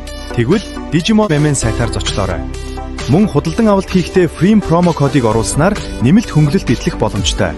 Хэмнэлттэй, хурдан, найдвартай. Digimon MN таны AI ертөнцийн хамгийн зөв сонголт. За Go гэж байдаг тий. Go бүсэд бол Оросын нэгэн жуулчин 5 эмэгтэй аминд хүрсэн түүх. За энэ Оросын цахим ертөнцид ожигнуулсан юм аа. Мэдлийн тийм. За Архивикс бол яг зүгээр аим шиг кино зохиол хийчихсэн байгаа байхгүй. Яг ер нь зөвхөн аим шиг киноны зохиол. Энэ дээр бол аим шиг кино гэх юм бол амар гоё болно гэж шууд хэлчихэж байгаа байхгүй. Positive class сэтгэлсэн гэдэг. Тэгээд энэ яг уу зарим хүмүүсийн сонсоод зохион бол түүх байна гэж ярьдаг. Энэ зохион бол түүх биш л те. Сүүлийн үед бол яг уу ер нь энд нэг тийм яг жуулчд аялж байгаа газар жуулчд өөрсдөө гэмтрийн буруухан бол магадлал өндөр байт юм байна л да. За энэ Оросын иргэн Алексей Леонов өөрийн эх орон их дөрвөн эмэгтэй бол нэг нутгийн иргэнийг зэрлэгээр өнөөсөн иргэ хүлээсэн тухай эмнэлгийн сонингууд мэдээлэл гарсан. За тэгээд сэтгүүлч болохоор тэр хөрөгчдийн нэгнийх нь хэлсэн үгийг нэгнийх нь найзынхаа шүү. Найзынх нь хэлсэн үгийг иш татсан байна л да. За ер нь бол Алексей Леоновын түүх бүр ингээд эхнээсээ л бараан байна. За Алексей Леоновын гарт амиа алдсан анхны 37 настай эмэгтэй Елена гэдэг Орос бүсгүй. За найзынх нь хэлснээр бол 2026 оны 1-р сарын 16-нд Алексей Леонов архиас гадна бодис гэдэг энэ надтай юм шүү. Хитрүүлэн хэрэглээд Гогийн хойд шууртар Арамбол гэдэг тосгонд 2 бүсгүй түрээслэх байшинд ирсэн ба. За нэлээ эвгүй болцсон. Тэгээ Елена бол яг хуу Кремээс ирсэн тэ нөхөрлөгөө зурус биш байхыг нь хараад Алексей гинт уурлаад хяналтаа алдаад хотго бариад бүсгүүрүү дайрсан ба. За тухайн үед бол найз нь хажиг өрөөнд байсан. Тэгээ орилгыг нь сонсоод туслахаар гүйж ирсэн ба. Тэгээ түүнийг өрөөнд хүчээр орж ирэхэд Елена хэдийнэгээр амьсгал хураачсан. Тэгээ халдагч бол цонхоор үсрээ зугцсан ба. За хачирхалтай цагдаа нар Алексейг хэргийн газраас хол хүүхэн барьчихсан ба. За яг юу болсон бэ гэвэл за хөршүүдийг ингээд хаалганд төгөөд Алексей цонхоор үсрэж зугтаагаад ойр цог кафеэр орж зур хоол идчихсэн ба. Үүч болов юм шиг. Тэгснэ буцаж нөгөө байшин дээрээ дөнгөж сайн амиг нь өнөөсөн бүсгүй цогцсон хажууд ингээд хөвтсөн багт нь барьж авсан байгаа байхгүй. Тэр чинь бүр эмхтүүний утсамсаа хөвтсөн гэж байгаа. Тэгээ гэрчүүдийнх нь хэлснээр бол тэр нөгөө эмхтүүний тэр эрүүсийн хийтэй юм даашинсан. Тэгээд боди өмсчихсэн. Тэвчсэн гэж байгаа. Тэгээд ер нь бол тэгж байгаа ингээд гэрчүүд цагдаа болсон. Энэ хүн бол яавч сэтгцийн үед бол цоо хөрвөл хүн биш байна гэдэг гэсэн байгаа. Тэгээд цагдаагийн хэсэгт байцаагж байхдаа Алексей гэсэн байгаа. Өөр бүрэн аллах хийснээр шууд хүлээсэн. Нэг нь бол тэр маржинд амьдарч байсан Елена гэдэг өөр бас Елена тий. Орос бүсгүй байсан. Арамбол тосгоныг хариуцдаг Пернем дүүргийн офицерын анхны аллагын зарим нарийн ширээний зүйлийг бол тодруулсан байна. За Алексей бүсгүй хидэд удаа утгалсан ч шархан нүгэл түрхэхийг байгааг мэдээд огцчийн гарыг нь хөлж угаалгын өрөөнд оруулаад тэгээд амийг хэлсэн байна. За байцаалтын үеэр бол сэжигтэн маш хүнд байдал байсан. Тэгээд сэтгцэд нөтөлөх бодис бүрэн автсан. Эргэн тойронд юу болж байгааг төдийлөн анхаарахгүй оошоохгүй ийм байсан гэж цагдаа нар бол мэдээлсэн байна л да. За тэгээд цааш нь яриулаад байсан ба Алексей. Тэгсэн чинь дахиад 2 өөр батлагдчих. За шалгалтаар Нэгдүгээр сарын 14 дээр маржинд Оросын өөр нэг юм тэр за Еленаг алдчихж байгаа. Тэнгууд тэр Еленагийн охин нь Оросд үйт юм байна. Тэгээд тэр нэг ээжээгээ сурвалж байгаад тэг бүсгүйгээс нөгөө ээжээсээ холбоо тасраад за тэгээд ингэсэн байна. Нэг тэр найзыг мэддэм юм байна. Найз очоод ээжийг нэг шалгаад таач над тэр ингээ холбоорохгүй туслаа гэсэн чинь найз нь очоод шалгасан чинь угаалгын хаврууд гараа хөлүүлээд холоо орчуулсан байдалтай олцсон байгаа байхгүй. За маржинд өөрийн гэсэн цагдаагийн хэсэг байдаггүй хөрс зэрэгэлдэг хэсэг нь хариуцдаг гэсэн байна. Тийм болохоор ердөө ганц хоногийн зайтай гарсан энэ хоёр ижил төрлийн хэргийг эхлээд хооронд нь холбож үзээг байна. За тэгсэн чинь нөгөө халуурчны одоо үлдээс нь тэмдэг за гарын үсэг гэж бичээд байна. Одоо үлдээс нь тэр болохоор гурван барилыг адилхан байна гэж байгаа байхгүй. Халуурч нь дөнгөж өмнөх нь танилцсан эх орны бүсгүй дээр очоод хэдэн удаа утгаалж дараа нь амийг нь бүр өмсөн тасдаг ийм байсан баг. За мөн Алексей Леоновын хүлээс өөр нэг алган нутгийн иргэн дизайнер мэрэгчлээ Маридула Сайкия гэдэг нэртэй эмэгтэй байна. За энэ эмэгтэйг бас гэртээ нас барсан байхыг нь олсон. Одоогоор үхлийн шалтгааныг нь одоо 20-той бодис хэтрүүлэн хэрэглэсэн гэж үзэж байгаа ч гэсэн мөрдөн байцаалт бол явж л байгаа. Тухайн үед гоод амарч байсан Орос иргэдээс бас байцаалт авсан. За зарим хүмүүс бол тэр далайн иргэн тэр шейк гэж нэрлэдэг кафед хажиргалтай нэгэн хүнийг харж байснаа сансан байна. Тэр хүн болохоор эмэгтэй хүний шүүб өмсдөг. Захар халуунчтай. Шүүб өмсдөг. За тэгээд даашин өмсдөг. Нүрийн янз бүрээр буддаг, саанаадаг. За тийм янз бүрийн бодисын дээр хат тамхины хөлөнд орсон бололтой ийм хүн гэдэг байгаа байхгүй. Тэгээд ингээд заримдаа тэр хүн ингээд жоох нэг ингээд газар дээр ингээд хараал айгуу удаа ингээд 2-3 цаг гөлрөөс уушдаг. Юу бодож сэтгэдэг бүүмэд те. За чинь 1-р сард штэ 35 хэм алдаг газар шүүбтэй оноо гэдэг бол шин те яач утсан. Тэгээд тэг яг тэргээр ингээд нэг юм фрик гэж яриад байгаа. Фрик гэдэг чинь англиар сонин гажиг гэсэн үг л те. Тийм хүмүүс нэр нэлээд байдаг болохоор гоогийнх нь тоо. Нөгөө нэг бас нэг мангар бие ингээд мангар чинь гэдэг юм. Ингээд Алексей бол өөрөө тэр Оросын Пенза гэдэг мужаас гаралтай. Тэгээд Алексей Оросд байхдаа Рютов хотод амьдарч байгаад метронд ажиллаж байгаад метронд бригадир гэж байгаа. Одоо бригадын даргал юм шиг. Тэгээ програмчлал сонирхдаг юм гэсэн. За Москвагийн жишпуудаас сурчлагын самрын одоо юу угсрах зэрэгээр бас нэг ажлынхаа хажуугаар нэмэлт орлого хийдэг байсан гэсэн илүү сайхан амьдралыг хүссэн. Ингээд хэсэг хугацаанд нөө видео тоглоомын дөрүүдийн 3D загварч тийх юм хоббитой болоод тэргээр бас мөнгө олох гэж үзсэн байна. За ингээд энэ үйл явдал болохоос 4 жилийн өмнө үе мөчний өвчтөй учраас дулаан газар байх шаардлагатай гэсэн эмчийн зөвлөгөө дагаж дээлэр үнэссэн ба энэ рүү. За найз нар Сергей гэж байгаа байхгүй. Сергей хэлснээр бол дулаан уурын тусгал түүний эрүүл мэндэд зайлшгүй хэрэгтэй гэж бас үзсэн ба. За ингээд гоод ирсэн тогтсон ажил байхгүй. Тогоо чийд гэж байгаа. Галын шоу үзүүлдэг. Оросд бол ажилтгаа байнга уцаараа холбоотой байдаг. За ингээд ийм байсан. Одоо энтгийн хуулиар энэ хүнд ч одоо гэмт хэргийн ялт одоо өгүүлээд одоо ингэ шалгаж байгаа. За магадгүй байж байгаа. Заалт нь бол гэж байгаа. За бүх насаар нь холж магадгүй гэдэг юм ба. Эсвэл дүүжлээ алах юм байгаа байхгүй. За энд нэг энтгийн өнгөлөгчийн яриа байгаа. Тэн дээр бол яг ерөнхийдөө яриаг нь багцах юм бол энтгийн нутаг дэвсгэр дээр гарсан энэ хэрэг бол зөвхөн энтгийн шүүхэл шүү нэ. Өөр сонголт байхгүй. Тэр Оросын хууль дүрм чинь манд падлиг вэ. Тэгээ яг энтгийн шоронгийн нөхцөл байдал бол хүнд чинь дээлийг нэгэн хорих газар чинь хүн багтахгүй учраас энэ өстө нэрээ ариун цэвэр бол амар юм байдаг. Шин 5200 хүн байрлалтай газар шин 20 мянган хүн байрлаж байгаа байхгүй. Тэгэхээр бол амар те. За цагдаа нар үдэж байгаагаар энэ аим шиг хэргийн сэтэл нь ердөл санхүүгийн хүндрэлээс болсон байж магадгүй гэж үзсэн. За байцаалтын үед Леонов ингэсэн баг. Айгуу сонин зүйл ярьсан баг. Ээжийг нь өөрийнх нь төрсөн ээж Елена гэдэг юм. Өөрийнх нь төрсөн ээж. Тэгээ багд нь ерөөсөө хайрладаг байсан гинэ. Тэгээд үүнээс болоод тэр Елена гэдэг нэртэй хүмүүст айгуу дургу болсон гэж битүүлсэн баг. Тэгэхээр мөрдөн байсаач за энэ бол гол шалтгаан биш. За гол шалтгаан чи юу юм гээд. За манай тэр хоёр бүсгүй хоёулаа Елена гэдэг нэртэй бас дагарт 8 өргөцсөн тий.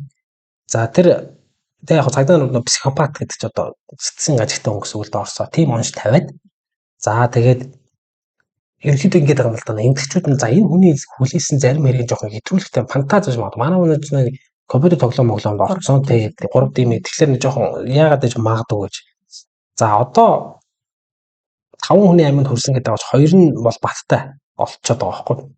За тэр нутгийн иргэдийн ярьж байгаа Алексей Леонов бол удаан хугацааны туршид юм сэтгцийн тэнцвэрээ алдаж ирсэн. Тэрийг нь анзаарсан байхгүй. Тэгээ хориотой бодис банк хэрэгэлдэг.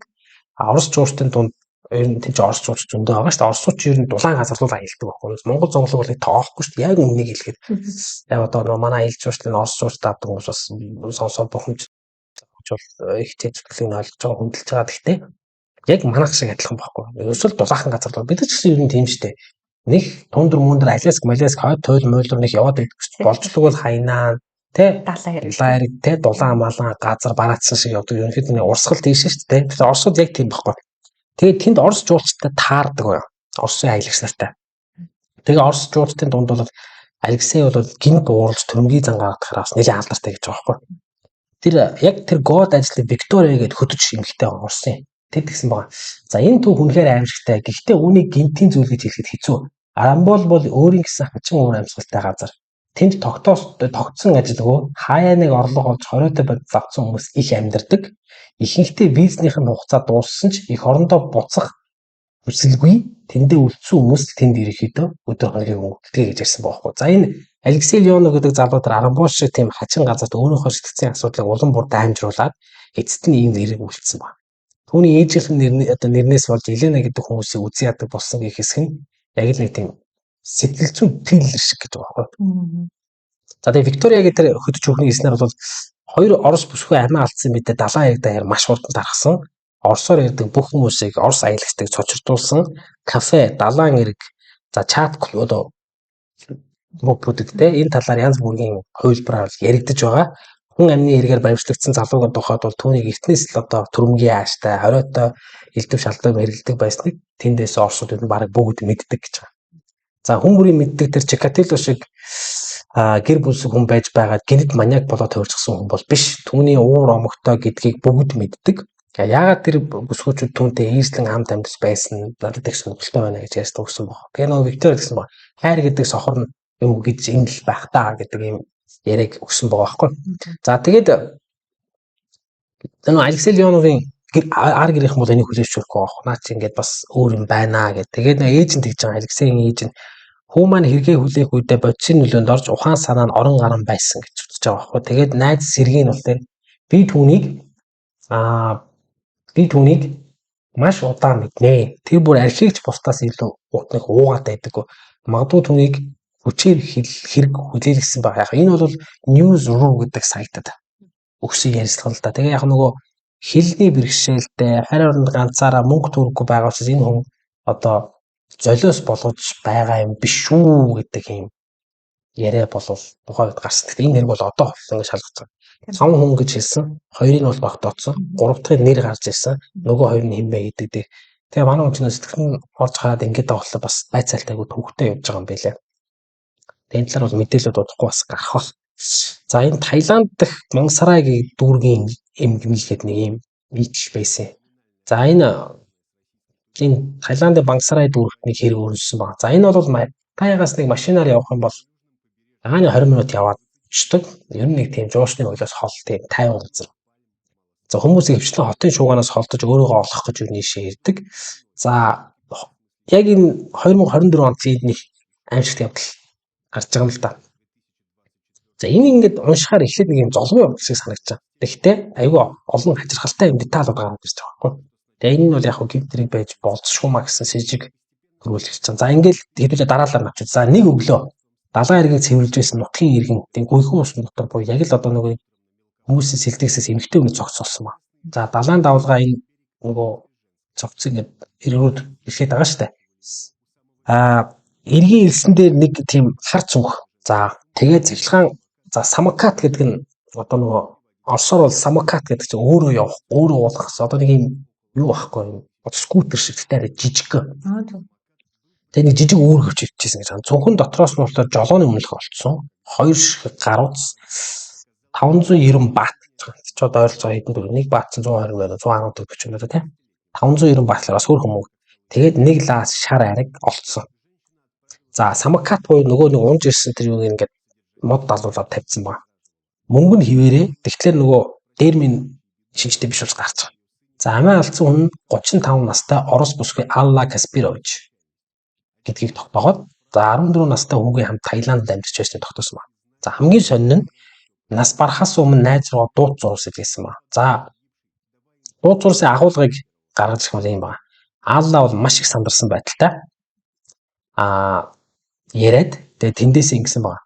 Өөрт нь ямар нэгэн зүйл тохиолдол хүү Владиславыг авсарч халамжлахыг найзаасаа гуйсан байна.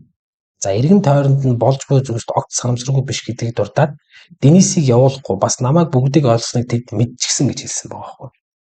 За Ааллагийн найз нь Орсын тэр Первый канал гэж байдаг шүү дээ. Нэгдүгээр сувг Орта гэдэг үлээ. Орта гэвтэй. Тэнд нэг ярьцлага байгаа. Тэгээ тэрийг нь үзэхээр яг тэр ярьсан Ааллагийн бичлэгийг тавьж байгаа хөө. Тэгэхэд бол Ааллагийн хоолоо яалч бас сандарсан, бараг л ер нь хайсан. Тийм сонсогдож байгаа. Тэгээ Ааллаа бол яасан нөгөө яг нэг энэ чинь өөрийнх нь нэр нь бол Алла Кириченко юм байна л да. Тэр үнтэй суугаад өөр нөхрөө хоогийг авна штэ. Красноярск төрсөн Ирина гэдэг дээр нэг ихчтэй Всеволод гэдэг эрэгтэй дүүтэй зэдүүнтэй. Хожим нь бол Алла Игорь Ващенко гэдэг залуутыг гэрлэж хүү Владиславага төрүүлсэн ч гэсэн амьдрал нь үдээгүй. Тэгээ сансныхаа дараа Алла хүүтэйгээ авал Москва руу нүгээд тэндээ таньц сайтаар явж байгаад эмийн үйлдвэрийн ажилтан Денис Петровтой танилцсан байна. За энэ хоёрын харилцаа бол маш хурдан ингээд өрнөд явсан. За Аллагийн хувьд бол хүн шинэ хүнийг хөлөөж сурах нь хамгийн чухал байсан. Азар Денис ч гэсэн хүүтэй нь бол хэл ам амархан олцоод за эдгээр сарын дараа ерөнхийдөө гэрэлтэй бол батлуулсан. 2021 онд аав нь бас болсны дараа үйл залхамжлалын маргаанаас болоод Алла Красноярск төрөлт өсөлтөйгөө холбоо тасраад ингээд 2023 онд хосууд хилэн чанд руу нүүхэр шийдсэн байна. За эхлээд Аргентиныг сонирхож байсан гэж. За эцэст нь тэгээд явж байгаа Таиланд болж таарсан. Таиланд чинь зардлын хувьд чамаагүй хямдах юм байна л. Орос дахь хэд хөрөнгөө хамаг юм зараад овгоо бол Каспирович болгож солиод ингээд шинэ амьдрал эхлүүлэхээр Таиландыг зорьсон баг. Заалаа шинэ газартаа дасаж төгөлдөр уур тоглодог, йогоор хичээлдэг, хүүхдээ англиэл сурахтан тусалдаг. За удалгүй хүн ч гэсэн англиар чөлөөтэй ярьдаг болсон. Заалаа бол өөрөө Франц хэлтэй гэж байгаа. Англиэл сурсан, Немц гэж герман хэлтэй тийм. Герман хэлээр ярьдаг байсан. За ингээд Паттайд бизнес эхлүүлээд төлөвлөөд за энэ нэг баар төрүүлсэн баг. Гадаас нь харахад бол тэдний амьдрал бол нэг юм тайван, гоё нэг энгийн гоё гэр бүл үүдэг шүү дээ. Илбэг хангалуун тийм. За ингээд Ааллагийн дотны найзуудтай ярьсан. Тэгсэн чинь тэд шал өөр юм ярьж эхэлсэн. Гэр бүлийн харилцаа хурцсан. Биедээ итгэх итгэл нь алдарч эхэлсэн. Ааллаа салалтын том маш их ярьдаг болсон. Хэрэг өөрт нь ямар нэгэн зүйл тохиолдвол олон нийтэд дэлгэх нэгэн нууц байгаа талаар найзуудаа ярьсан байна. Ингээд 2024 оны 1-р сарын 14-нд хосууд гэрэлснийхаа тэмдэглээд гэтэл үүнээс ердөө сар хагасан дараа Ааллаг одоо живж өгөх баг боломжгүй тийм буйхан устдаас цогцсон болж байгаа шүү дээ. За мөрдөн байцаалд явсан. За яг энэ дээр золгүй явдал гэдэг дүнэлт гарчиж байгаа. За Аалла Денис хоёр яг тэр өдөр маргалдсан болох нь тогтоогдож байгаа. За тэгээ цогц олдохоос өмнөх өдөр. За бүсгүй сэтгэлээ засахаар самокаттайгаа далайн руу явсан. За нөхөр нь тэр өдөр Ааллаараа залгаад зурус бичсэн ч ямар ч хариу аваагүй. Ингээ мөрдөн байцаагаас Ааллаг самокат унаж самокатнаасаа унаад хамраа цохиж өвдгөө шалбалсан байж магадгүй гэж таамагласан ба. Тэгээд цусаа угаахаар ус руу орохдоо ухаан алдаж унаад хахаж өгсөн гэж үзсэн ба. Гэвч хэргийн газраас олгосон хэд хэдэн зүйл энэ хувилбартаа ерөөс авцлахгүй. За тухайлбал хамраа цохиж өвдгөө шалбартал өргөхөөр ямар ч чулуу эсвэл саад дотор хэргийн газар оролцоо байгаагүй. Нэгдүгээр цогцыг хүмүүсийн сэлдэг хашаасан бүс доторх шагаар татсан гүйх гуснаас олсон. Хамгийн ачиргалтай нь талигачийн уушгинд элс байсан гэж байгаа. Ус биш. Энэ нь түүнийг живэх мөтөд ерөөд амьд байсан. Магадгүй усан дотор хэд удааг үнзгийн амьсгаа авсан. Яг нэг элс ч болдод уснаас элс их олцсон, дээрээс нь ус их олцсон гэж байгаа уушгинаас нь. За Ааллагийн гэрээс эрэг хүртэл зам давах хяналтын камеруудыг үзсэн. Тэгэхэд нэг тийм үл таних эмэгтэйг эргэдэг харсан ба. За тэр хүн бол өглөө нь бүсгүйг ажиглаа зогсож исэн байх магадaltaй гэж байгаа байхгүй. Тэгээ эрэг хүртэл тодорхой зайнаас дагаж явсан мөр гэж байгаа. Дараа нь тэр эрэгтэй юус олдог алсан. За тэр бичлэгийг үзэхээр яг ингээд Ааллаг бол ингээд самокаттаа явж байгааг ингээд харж болно. Тэгээ шинжээчдүүд бол энийг ер нь тийм самокатта жолоодохтой нэлээд ихтгэл муутай нэг бол ихтгэл муутай болоод нэг бол амар хурдан яваал ингээд байсан байл да. Камерадуудад тэгж үлдсэн байна. За яг би таамаг нь бол согтуу байсан байж магадгүй. Эсвэл одоо янз бүрийн хэрэгэлцсэн байсан байж магадгүй. Тэгээ энэ бол батлагдаагүй. Уснаас янз бүрийн юм гарч ирээгүй. За Ааллагийн найз тэр Первый канал гэдэг орчд ярилцлага өгөх гэсэн байна. Аалла ер нь машиныг тэгж ус ирж болоод юм байл да. Ингээд нэг огцон бишгээл нэг тормослол тий. За ер нь бол энэ бол өөрийнх нь хэв маяг байсан гэдэг байна. Тэгээ цааш нь харуул Аалла нэгэн хөлөн онгоцны хажуугаар өнгөрч байгаа нь кадрын дүрсэнд нэлээд тодорхой харагдана. Тэгээд үүний дараа бол дээш ингээ эргээ явж байгаа баруун гар тал руугаа эргээ явж байгаа. Тэгээд нэг хэсгээс тэрийн цааш ингээ далайн эргэн эхэлж байгаа байхгүй. Тэгээд тийшээ явгаа очиж болд юм байна. Ааллагийн замын энэ хэсгийг бол амар сайн гарч чадаагүй. За энэ мөчөд бол нөгөө хөлөн онгоцны доороос нэгэн үл таних хэрэгтэй мүлгэж гарч ирээд самакатаа өнгөрч Ааллаг харамгацаа огцон мэргэж хөлөн онгоцны ёроолоор дамжин эрэг рүү буцаад мүлгэж байгаа. Тэгээд араас нь явж байгаа харагдсан байна. За Ааллаг амиа алдсан бүсгүй бол найзуудын тэгсэн бол Таиландын цагдаа нарын с жиг яг энэ үед үл таних залуудаар түлхэж байна. Ер нь найзууд нь ч тэгж бодсон, Таиландын цагдаа нь ч тэгж бодсон. За энэ хүн болсоо ямар нэгэн бичлэг дээр дахин гарч ирээгүй гэж байгаа. Тэгээ хэн байсан Аалла Касперовичийн үхэлд холбоотой эсвэл одоо хүртэл тодорхойгүй байгаа. Мөн мөрдөн байцаалтын явцдууд илэрсэн хэд хэд Европын байрнуудыг бас энд дурдж байгаа юм л да. За Аалла амиа алдахаас хэдхэн хоногийн өмнө түүний гар утасны нэвтрэл нууц зүг өөрчлөгдсөн байна. За үүнийг бүсгүй өөрөө өөрчилсөн үү эсвэл өөр хэн нэгэн өөрчилсөн үү гэдэг нь асуултын өрөөлдсөн. За тэгээд найз Екатерина нь болохоор тэр сэтгүүлчд төгсөн ярьслах дээр эмгэгдэл явдал болохоос өмнө Денис Ааллаг даатгуулсан байсан тухай ярьсан. За энэ нь бол эрүүл мэндийн зайлшгүй даатгал байсан. Тэгээ эхнэр нь нас барсан тохиолдолд нөхөр нь 350 мянган еврогийн нөхөн орлогоор авцаар тийм давтал хийсэн байна. За Ааллагийн ээж сүүлд дуусахдаа Денис маш их сандарсан, сэтгэлээр унсан харагдж байсан. Тэгээ босын явдлын талаар хайрх яар заримдаа уйлж яагаад ийм зүйл босныг би өөрөө ч ойлгохгүй гэж баталж ирсэн гинэ. Өөрөө тэгж ярьж ирсэн. Тэгээ гаднаас нь харахад түүний энэ үйлдэл маш их тийм чин сэтгэлийг мэд харагдсан боловч эргэн тойрны хувьд нь бол Денисийг бол эргэлзээ бол байгаа штэ. Тэгээ би даасан шинжээч хэргийн газартаа танилцаад хэд хэдэн чухал зүйлийг олжсон байна. За хэргийн газрын ойр орчим тийм хүнд гэмтэл авах хурцтай зүйл шат чулуу хашлах байхгүй тийм билсэн байна. За тэгээд Ааллагийн өвдөг дээрх шалбархаанууд нь унснаас биш харин чирүүлснээс үүдэлтэй мөр шиг харагдж байсан гэж. Хамрын гэмтэл нь яг л шууд цогёлтоос үүссэн байна. Ердийн скутерээс унсан хүнд ийм гэмтэл учрах нь тун ховроо. Ингээд л гол асуулт гарч ирсэн. Энэ эмгэгдэлт явдал золгүй тохиолдол байсан уу? Эсвэл хэн нэгэн санаатаагаар энд ямар нэгэн оролцоо байсан уу? За ингээд санаатай алга гэсэн таамаглал бол олонний дунд маш их тархаж байгаа шүү дээ. За ингээд олон хүн үүнийг зохион байгуулалттай жүжиг байж магадгүй гэж хэлцэж байгаа. За үүнтэй зэрэгцээ Денис 20-д бодис эргэлттэй холбоотой байж болзошгүй. Харин Аалла санамсаргүйгээр мэдл өсгөө зүйлээ мэдсэн учраас энэ мэдээлэл одоо тархаад магадгүй үүнээс сэргийлээд тэгээд магадгүй Денис зогцуулсан байж магадгүй гэдэг. Тэгээ яг ер нь Денисээс сүүлд нь байцаалт авахд эхнэрт нь бас дайсагнсан этгээдүүд байсан гэж магадгүй гэдэг аягүй боломжтой ингээ яриад гаргаж ирээд байгаа байхгүй. Тэгээд мэдүүлгүүд нь жоохон өөрчлөгдөд тодорхой зүйлийг хийх хэлэхгүй өөр хэлэх маягтай. Тэгээд Денис хэвлэл мэдээллийнхээ харилцагаас айлуулах зайлс хийдэг. Эмгэгт явдлын талаарх нарийн ширийн зүйлсийг ярих дургу ийм байсан. Та удалгүй юм тухайж ярьсан баг.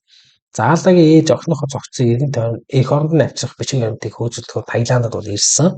Гэвч орон нутгийн дүрм ёсоор албан ёсны бичиг баримт дээрх нөхрийн сүм гарын үсэг бол зайлшгүй хэрэгтэй байдгаа гэсэн учраас тэгээ Денис тэгсэн чинь Денис гэсэн байна. Би бичиг баримтын агуулгыг бүрэн ойлгохгүй байх гэх шалтгаанаар гарын үсэг зурхаас татгалцсан байна.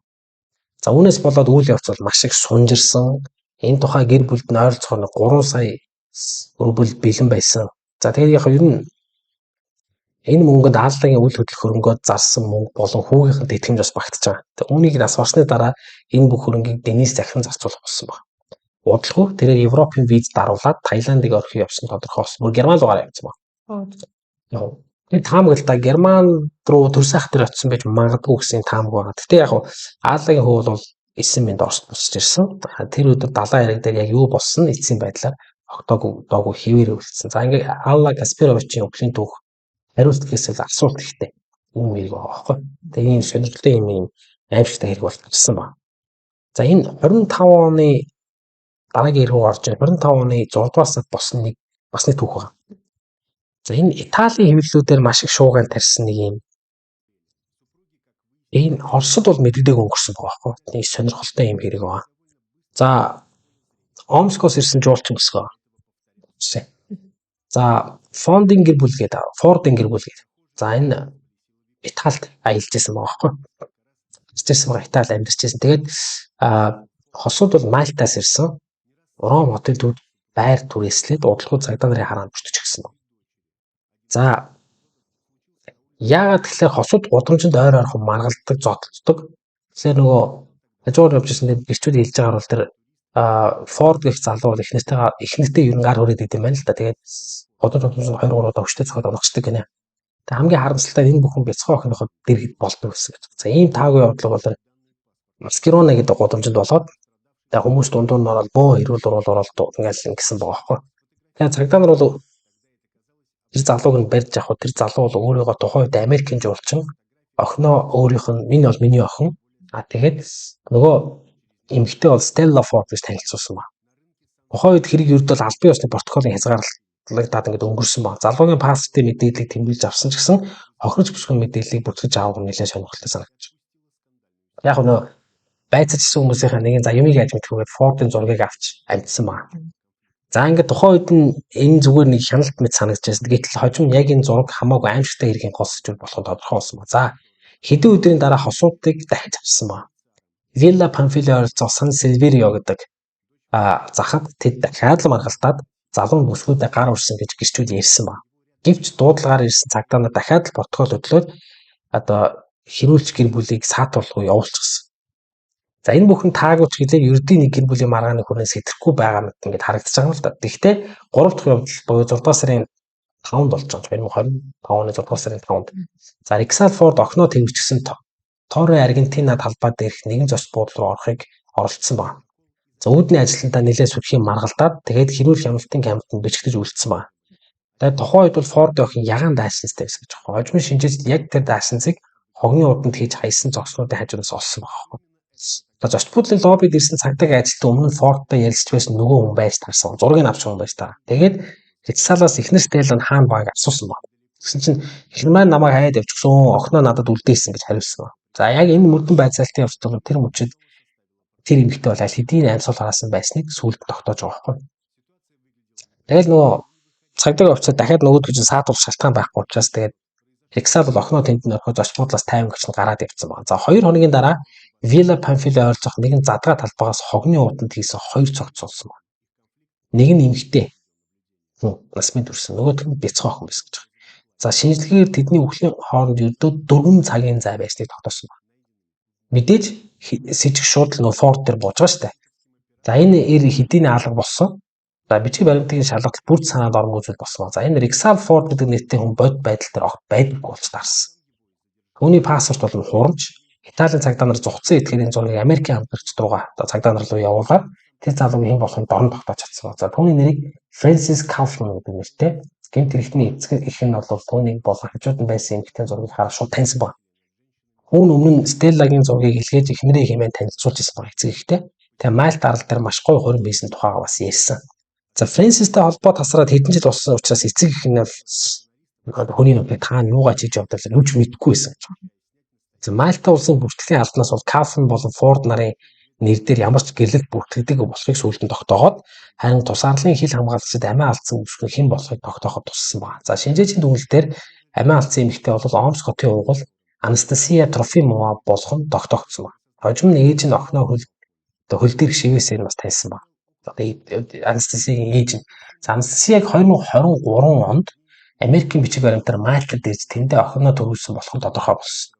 За Kaufman-ы хаагур явсныг банкны гүйлгээ болон гар утасны станцын өгдлөөр нөхөн сэргээд чадаад тэгээд аллах үлдснийхээ дараа бараг 7 хоногийн турш Италид байж байгаа дараа нь Грекийн Скетеос гэдэг аргалгаар ниссэн. За тэндээсээ баримтлагдсан байна. За шүүхээс бол шилжигтнийг хороод дараа нь Италийн талд шийдвэрлэх шийдвэр гаргасан гэмт хэрэгт өөрөө Америк нэгдсэн улс руу шилжиж өгөхийг хүссэн. Ингээд Францын намтрыг шалгахад бүх явдал аюул тодорхой болсон гэж байна. Төрөл нутгадаа бол эмэгтэйчүүдийн эсрэг хүчирхийлэл үйлдэлсэргээр хидэд удаа баримтлагдаж байсан. Бүр найз бүсгүйгээ хутгал шахтуулсан хэрэгээр шоронд бас ял эдэлж байсан. Яванда түүний амьдралын өөр нэг тал бас хэл болж байгаа. За Kaufman олон жилийн турш өөрийгөө кино найруулагч, зохиолч гэж эмэгтэйчүүдэд танилцуулаад алдартай продюсерийн итгэлийг олж жинхэнэ блокбастер кино хийнэ гэж амлдаг байсан ба. Ингээд энэ бол нэг зүйл баг өөрчлөж байгаа байхгүй. Европт бүр 2019 онд хуурамч нэрээр ирээд хамгийн гайхалтай нь олон хүн түүний зохиосон үйлдэлд төвлөрөд итгэжсэн.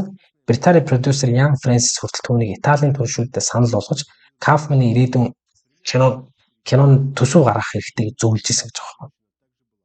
За энэ киноны төсөв нь ойролцоогоор 3 сая евро болж ирсэн.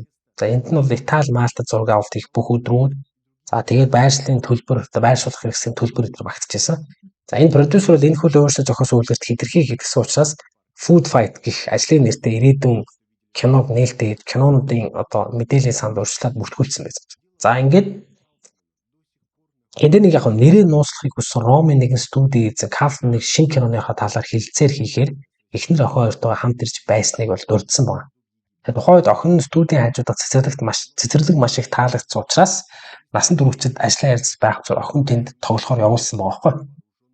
Ингээд сэтгүүлтэй ярилцаад тэрхүү хүний хэлснээр тухайн үед тэнд байсан хүмүүсийн хинж тэр одоо гэр бүлийн харилцаанаас ямар нэгэн сэжигтэй эсвэл төвшөлтэй зүйлийг бол олж хараагүй. Охин цэцэрлэгт маш тайван тоглож исэн. Ажилчид бол түүнийг хараад их ийдэг харьцаж исэн. Яг л нэг ерөнхийдөө нэг гэр бүлийн уур амьсгал нэлээд алуун дулаан юм шиг харагдсан гэж байна. За хожим студийн эзэн гэмт хэргийн мэдээгээр өөрийгөө найруулагч гэж танилцуулж байсан нөгөө залуугийн зургийг хараад үнэхээр шоконд орсон байна. Мөрдөн байцаалдаар Кафман бол түр оршин суух зөвшөөрөл авсныхаа дараа Мальт руу нүүсэн ч тэндээ ажиллах эрхгүй байсан. Тэгээ шинжээчдийн таамаглаж байгаагаар хаяа нэг гэрэл зурагчнаар ажилладаг, хөлсөө бэлнээр авдаг байсан учраас орлогоо хааж бүртгүүлдэггүй, албан ёсны бичиг баримтанд ямар ч улам өрүүлдэггүй. Яг л тэнд өөрийгөө Стелла гэж нэрлэдэг байсан Анастасиятай танилцсан байна. За ингээ удалгүй охинтой болсон. Гэмт хэрэгтэнтэй хамтарч ажиллаж байсан хүмүүс тухайн үед тэдний гэр бүлээ шинэ хүнээр бүл нэмэх гэж байгаа шалтгаанаар төр хэмнэлгээ ойролцоо байр хайж байсныг бол баталдаг. Бичиг баримтын асуудал илүү анхаарал татахгүй байхын тулд Кафман хувийн одоо ер нь яг сэтгэл рүү нүүх ажлыг бас зохион байгуулсан байна. За ингээд завны нэг эзнийг нийгмийн сүлжээнээс олоод тэгээд тэнд Матео Капоцци гэх нэрээр бүртгүүлээд өөрийгөө Итали хүн гэж танилцуулсан байна. За Ром дээрээ кино урлагийн салбар Лорен схемээ үйлчлүүлэхийг оролдоод томоохон төслийн талаар ярьж хамтрагчид хайж байсан ч өөрийнх нь хяналтгүй уур бухимдал түүнийг бол давхар аллрууд гэснээр энэ бүх зүйл ингээд эцэс болсон. За энэ Италич ингэ тийм байна. Татварын хөнгөлөлттэй систем үйлчлэлт юм байна. Хэрвээ гадаадын кино багууд нутгийн студиудын нэмжлэгтэйгээр зураг авалт хийвэл зарлагын тодорхой хэсгийг төрөөс нөхөн төлт юм байна. Тэгээд Британий продюсераас зөвлөмж авсан Ford Kaufman өөрийн хуурамч компаниудын нэгэнд зориулаад 900 мянган орчим еврогийн зээл авч чадсан байна. Гэвч хэргийн материалаас харахад энэ мөнгийг ашиглаж юусэн амжаагүй байна. За Анастасия Трофимовагийн хувьд бол түүний охин, за охиных нь бол Андромеда гэдэг. Тэгээд цогцыг нь бол Ватиканаас урагш 1.5 км зайд дээр Вилла Дориа Памфили гэдэг томоохон цэцэрлэг хүрээлэнгээс олсон байна. Логийн цэгдгээс. Тэгээд 6 дугаар сарын 7-ны өдрийн 16 цагийн орчимд хоёр эмэгтэй тус цэцэрлэгт хүрээлэнгээр зугаалж явж байгаад нэг тийм хөдөлгөөнгүй бие олж аваад эхлээд хүүхэлтэй байна гэж бодсон байна. Нэг манекен байна гэж бодоод. За ойроо таасан чинь эхлэлхүүдхэн зогссон болсон байна. Хүүхэлтэй гэж хараад ойрчин чинь жоох хүүхэд байсан. Тэгээд тэр охин бол нүцгэн байсан. Тэгээд шинжээст бол хожим түүнийг бол толгой, гар, хөлөндөө асар их гэмтэлтэй байгааг олж мэдсэн. Ойролцоогоор нэг 4 цагийн дараа холгүйхэн Анастасиягийн цогцыг олсон. Тэгээд мөн л нүцгэн байсан. Хэргийн газраас 100 орчим метрийн зайд унтлахын ууд одоо дотор ууц болон бусад зүйлсээ бас олсон байна. Шок гэдэг. Ингээд мөрдөгчд талигач юм болохыг тогтоохын тулд цэцэрлэг түрээлэнгээр үйлчлүүлэгчдийн дунд зургийг тараагаад хит хитэн хас 3-7 хоногийн өмнө тэр эмэгтэй хүүхдтэйгээ тэнд явж байсныг харсан гэж мэдүүлсэн. Одоогоор бол Фрэнсис Капоны хэрэг мөрдөн байцаалтын шатандаа бол явж байгаа. Ийм одоо хэрэгсэн байна. За ингээд өнөөдөр хамгийн сүүлчийн хэсэг орж байна тий. За энэ бол Египтэд болсон юм л тий. Тэгээ Орос бүсгүйтэй холбоотой нэг за аимшигтай ч юм шиг гайхалтай ч юм шиг түүх байна. Энэ бол 2017 онд Египтэд болсон. Тухайн үед бол Оросын жуулчин Елена Михайленко гэдэг эмэгтэй. Энэ бүсгүйн одоо баатарлаг эрс зоригийн тухай мэдээлэл хэрэгслээр тасалдгүй гарч ирсэн. Тэр хутгаар зэвсгэлтийн эсрэг зоригтой тэмцээд өөрийнхөө болон бусад олон аялагчдын амийг аварч чадсан юм хэлтэй байгаа байхгүй. За энэ 7 дугаар сарын 14 чинь 17 оны 7 дугаар сарын 14-нд Египтийн Хургада гэдэг хот гэдэг чинь тэгээ Сахабия Village гэдэг тэгээ Sunny Days El Palacio гэдэг зочд буудлын норон шаалгын газарт нэлээд ингээд хүмүүс бужигж ирсэн.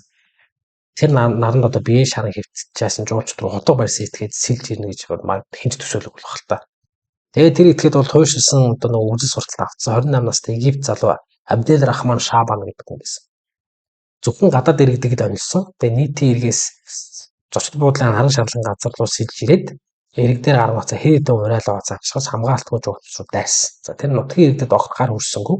Эхлээд Германы хоёр иргэн Ингрид, Сьюзен нарыг эхлээд тэдний тэр хүний халдлагад өртөж харуултаа тэрийн хоёр амиа бэлдсэн баг.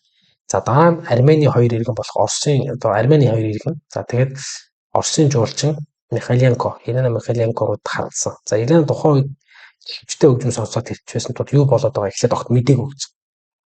Тэгээд хэвтээд 10 гаруй минут босхын дараа ямар нэгэн бясалгах чимээ сонсоод өндийж хартал тэр хүн над руу хамаг ухтраа гүйж байсан.